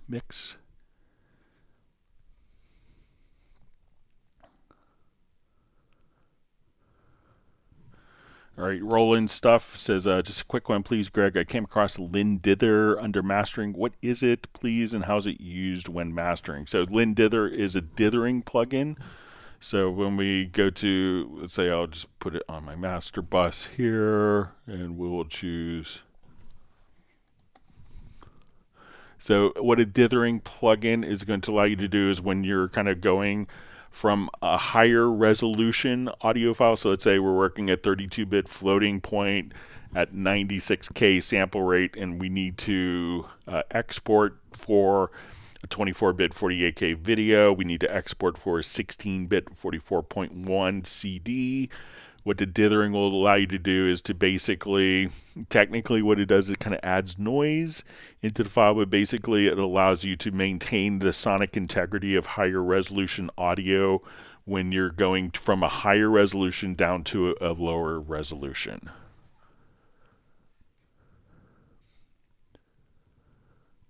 All right.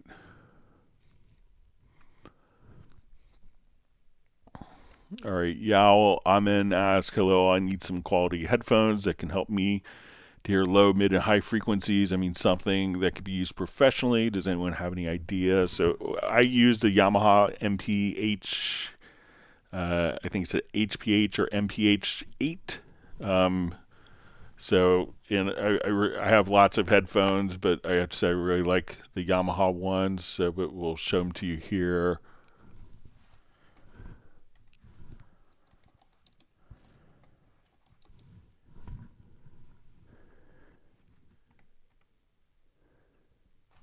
HPH MT8. So, they have different price range, but I like these quite a bit. So check those out. But there's lots of great choices for headphones as well. So.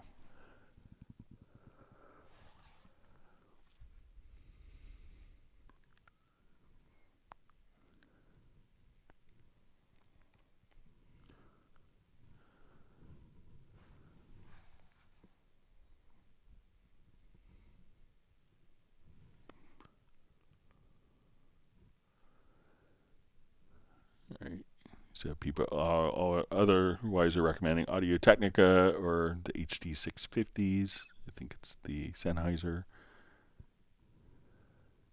or Biodynamic.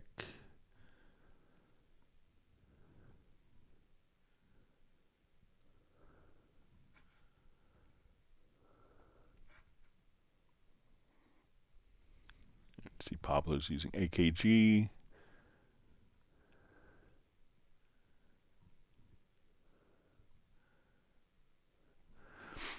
All right, Hood Boy Terry says, if I want to use Melodyne, where can I add it? Extension. So, you know, what you would do is just come over here, and then once we see you go to the very top inspector tab.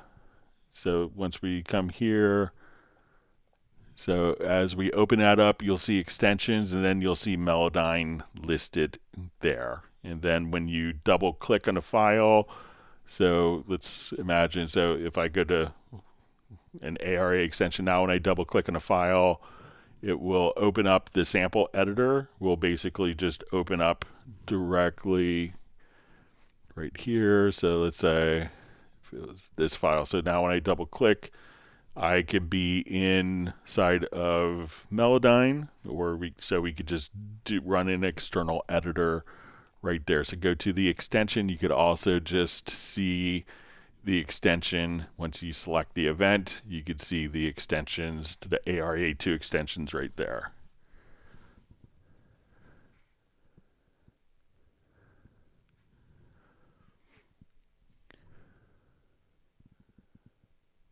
All right, so Fly V also has a Yamaha headphones. So I have lots of different headphones. I have Audio Technica, I have AKG, I have Sony.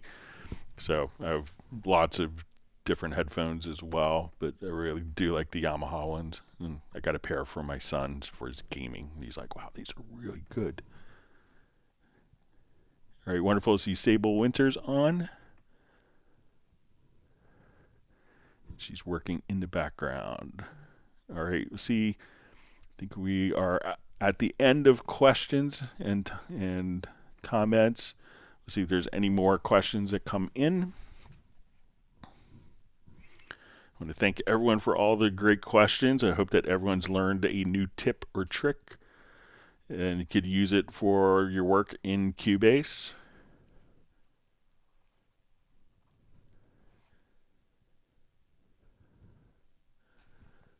All right, just see if there's more that sneak in.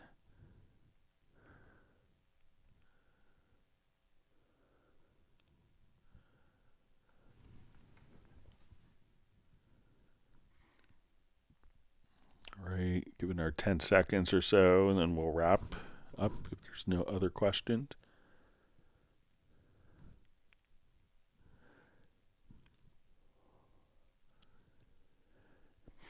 Okay, so I guess we'll call it a live stream. All right, so see Sable waving hi. Okay.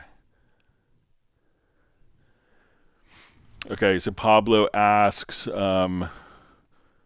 why use Wavelab ARA within Cubase if you do the same thing without entering Wavelab? So sometimes it might be quicker, like if we have a, you know, if I come here and I have a stereo file, let me just, you know, so let's say I'll just, all right, so let's say I have this file in, and we go to Wavelab as an extension. So this will automatically do the update. So when I double click here, I could just say, okay, I want to take this, and, you know, let's come over here to process, and let's adjust the gain. So I could now just come right over here and say, okay, let's adjust the level of that. So we can say, okay, let's make the left channel minus 6 dB.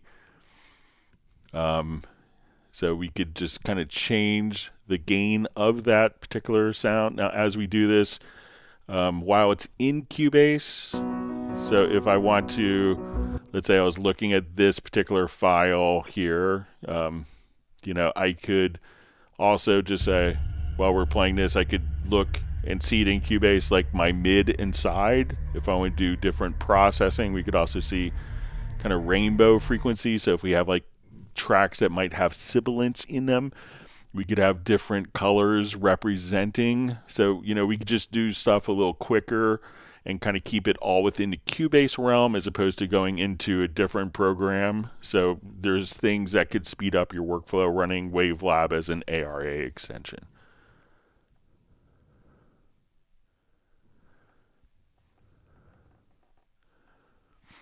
All right, Mark asks, hi Greg, when I convert a slow piano piece with lots of sustain pedal, the MIDI notes get repeated. Is there a way to detect repeating notes which are actually the same note with pedal? So I'm not sure, Mark, if so when you convert a slow piano piece with lots of sustain pedal, the MIDI notes get repeated. So I'm not sure if you're converting from MIDI to MIDI. So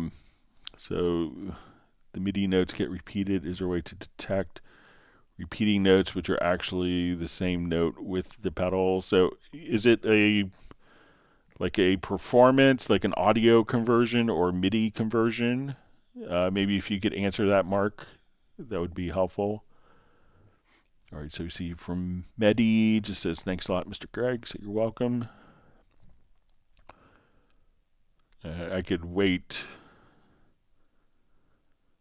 All right, so we see Hood Boy Terry says, I was talking about ceremony Melodyne for pitch correction. So, I don't have Melodyne installed on this computer, but to access it, again, you would just go to your extensions here, and if you have Melodyne installed, it would show up right there. But also, if you want to do pitch correction, it's very easy just to do it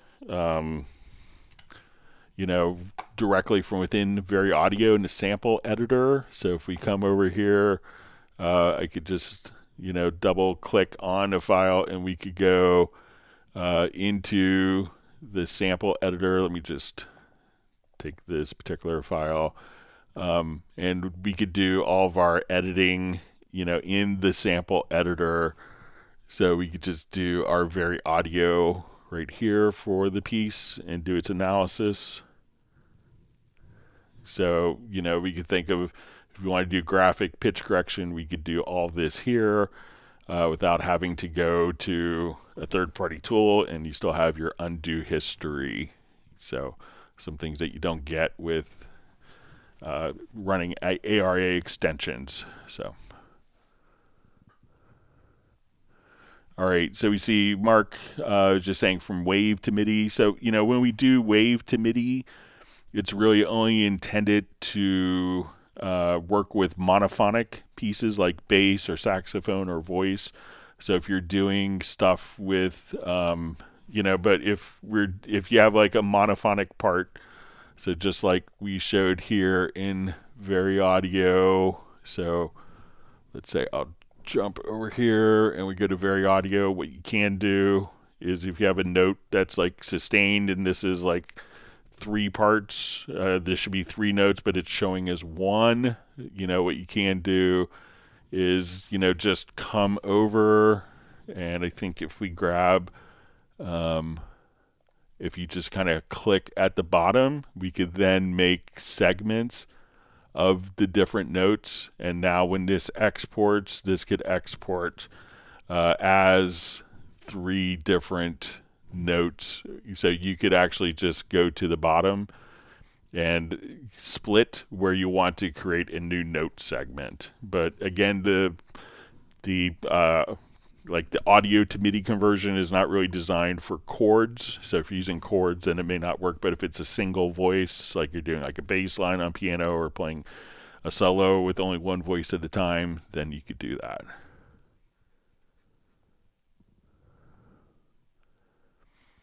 All right, so we see from Hood Boy Terry, just says, and how to make my extension always show at the top of the editing bar. So if you don't see the extension here, what you could do is if you right click in that area. So let's say if now we're here We could right click and you could make sure that extension is checked right there. So if you don't see it, you might have to just kind of make sure that there is something is selected to show the info line, and right click just to make sure that the extension is enabled to show. But if nothing is selected, you won't see in the info line if you don't have an event selected, because this is representing the information about this selected event.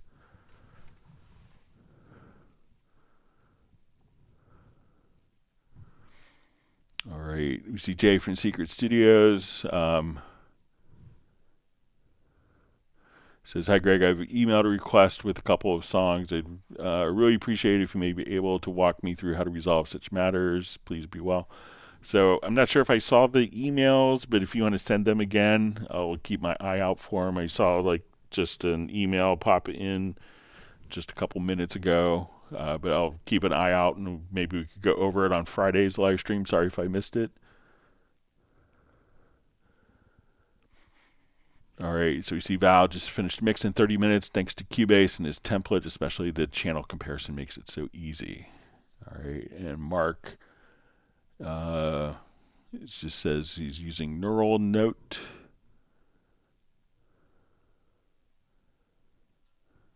He says we should check out Neural Note. And Pablo is saying the unknown workspaces is very handy. All right.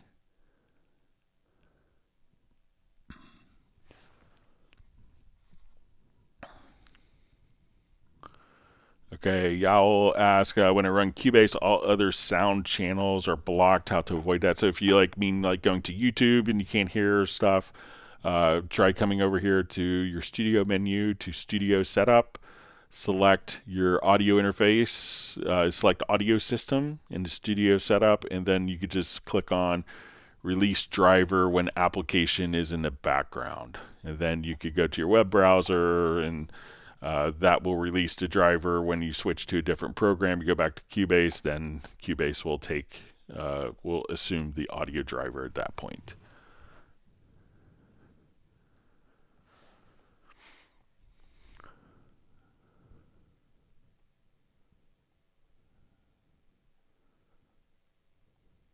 Okay, let's see if we have any other questions that sneak in. Give it another 15, 20 seconds.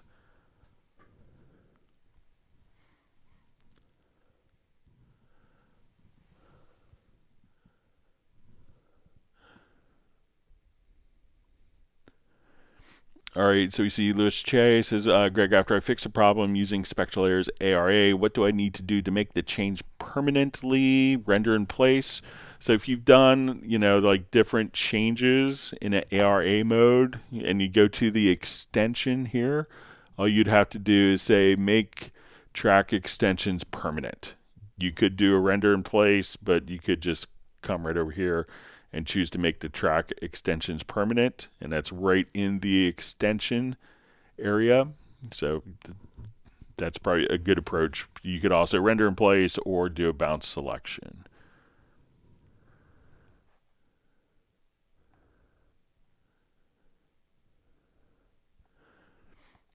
All right, Mark says he made a notebook LM with a Cubase dock.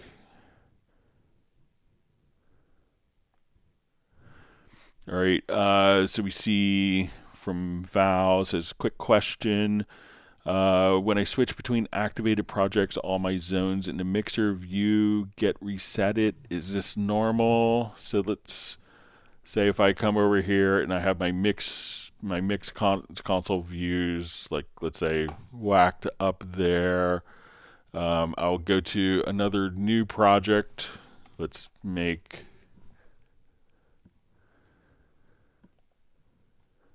All right, so I'm going to add a number of audio tracks here. All right, and we'll try to make this smaller. Now let's go back to the previous project I was on.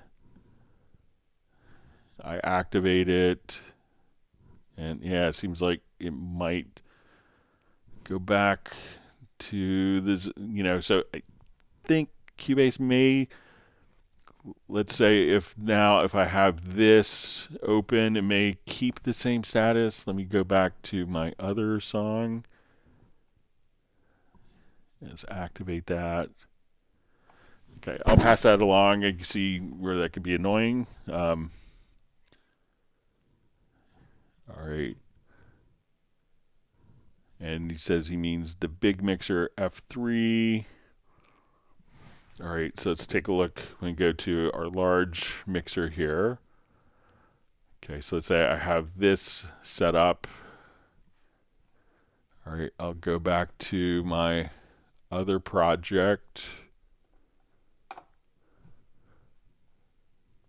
And let's test it.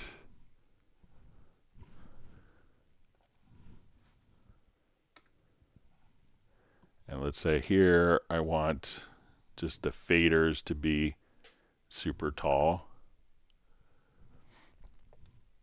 All right, let's go back. Activate this. And we'll go to our big mixer.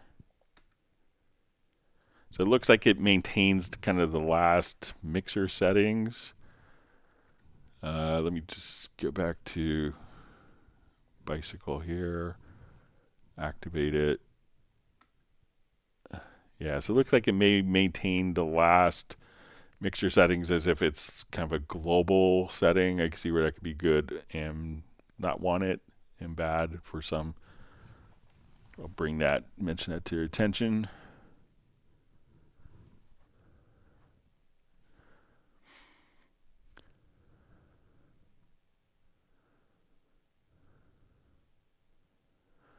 All right, so Eric Fox says, hello, Greg. Is there a way in some future version, maybe Cubase 15, to have an AI singing voice generator like SynthV so we could write lyrics by MIDI notes and it could sing? I mean, we kind of been doing that for, there's a tool called Vocaloid by Yamaha, which is like the first one to do this.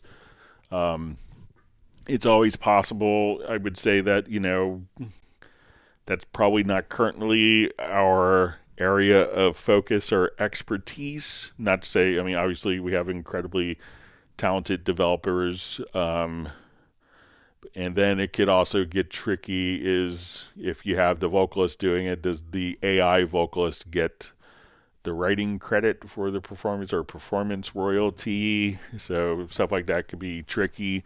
So we'll see what happens. But I think we may, I'm not sure what's going to be in 15. I have no idea. But we'll see. But I wouldn't anticipate it. But, I never know what's going to be coming in until it's released. Okay. You see other people not wanting that feature. All right. Gareth says it might bloat the app too much. Be cool. Project Logical Editor with AI. And Gareth says it'd be better as an additional ARA extension. So yeah, it's always, I know last year when we visited artists after the NAMM show, it was kind of like a big discussion what people wanted with AI, and it wasn't necessarily like a lot of our professional users didn't want it to do vocal. They wanted it to do stuff that was annoying, like automatically figure out all of the exporting files, like kind of what the Q export is, but make it easier, or just kind of fixing issues that people run into. So we'll see what happens, but I think that there's other more creative uses of AI to maybe enhance workflow as opposed to like generating instruments or vocals.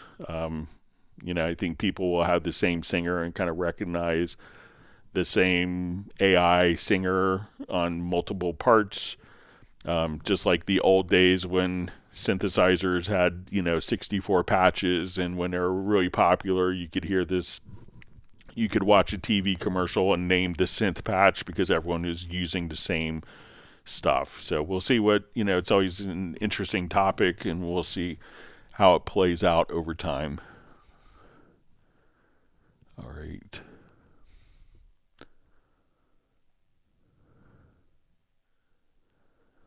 All right, so we have Mehdi ask, is it possible to snap a track using Mix Console? So I'm not sure what snap a track is, but I mean, we could move tracks within the Mix Console since version 14. So if we wanted to just simply move like a track, so I'm not sure if this is snapping a track, or multiple tracks, we could just move like that. But let me know what snap track in the Mix Console, or if you want it to sound like a snap. All right. So I think we're about a minute left. We'll see if there's any other questions that come up. I want to thank everyone for all the great questions. If you learned something, make sure that you hit the like button, and that you subscribe to the channel and tell friends about it.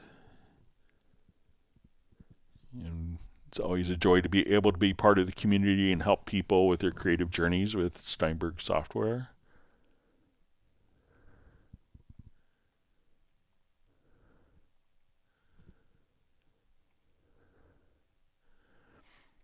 All right. We'll give it another 10-15 seconds, see if there's other comments. If not, we'll go ahead and wrap up.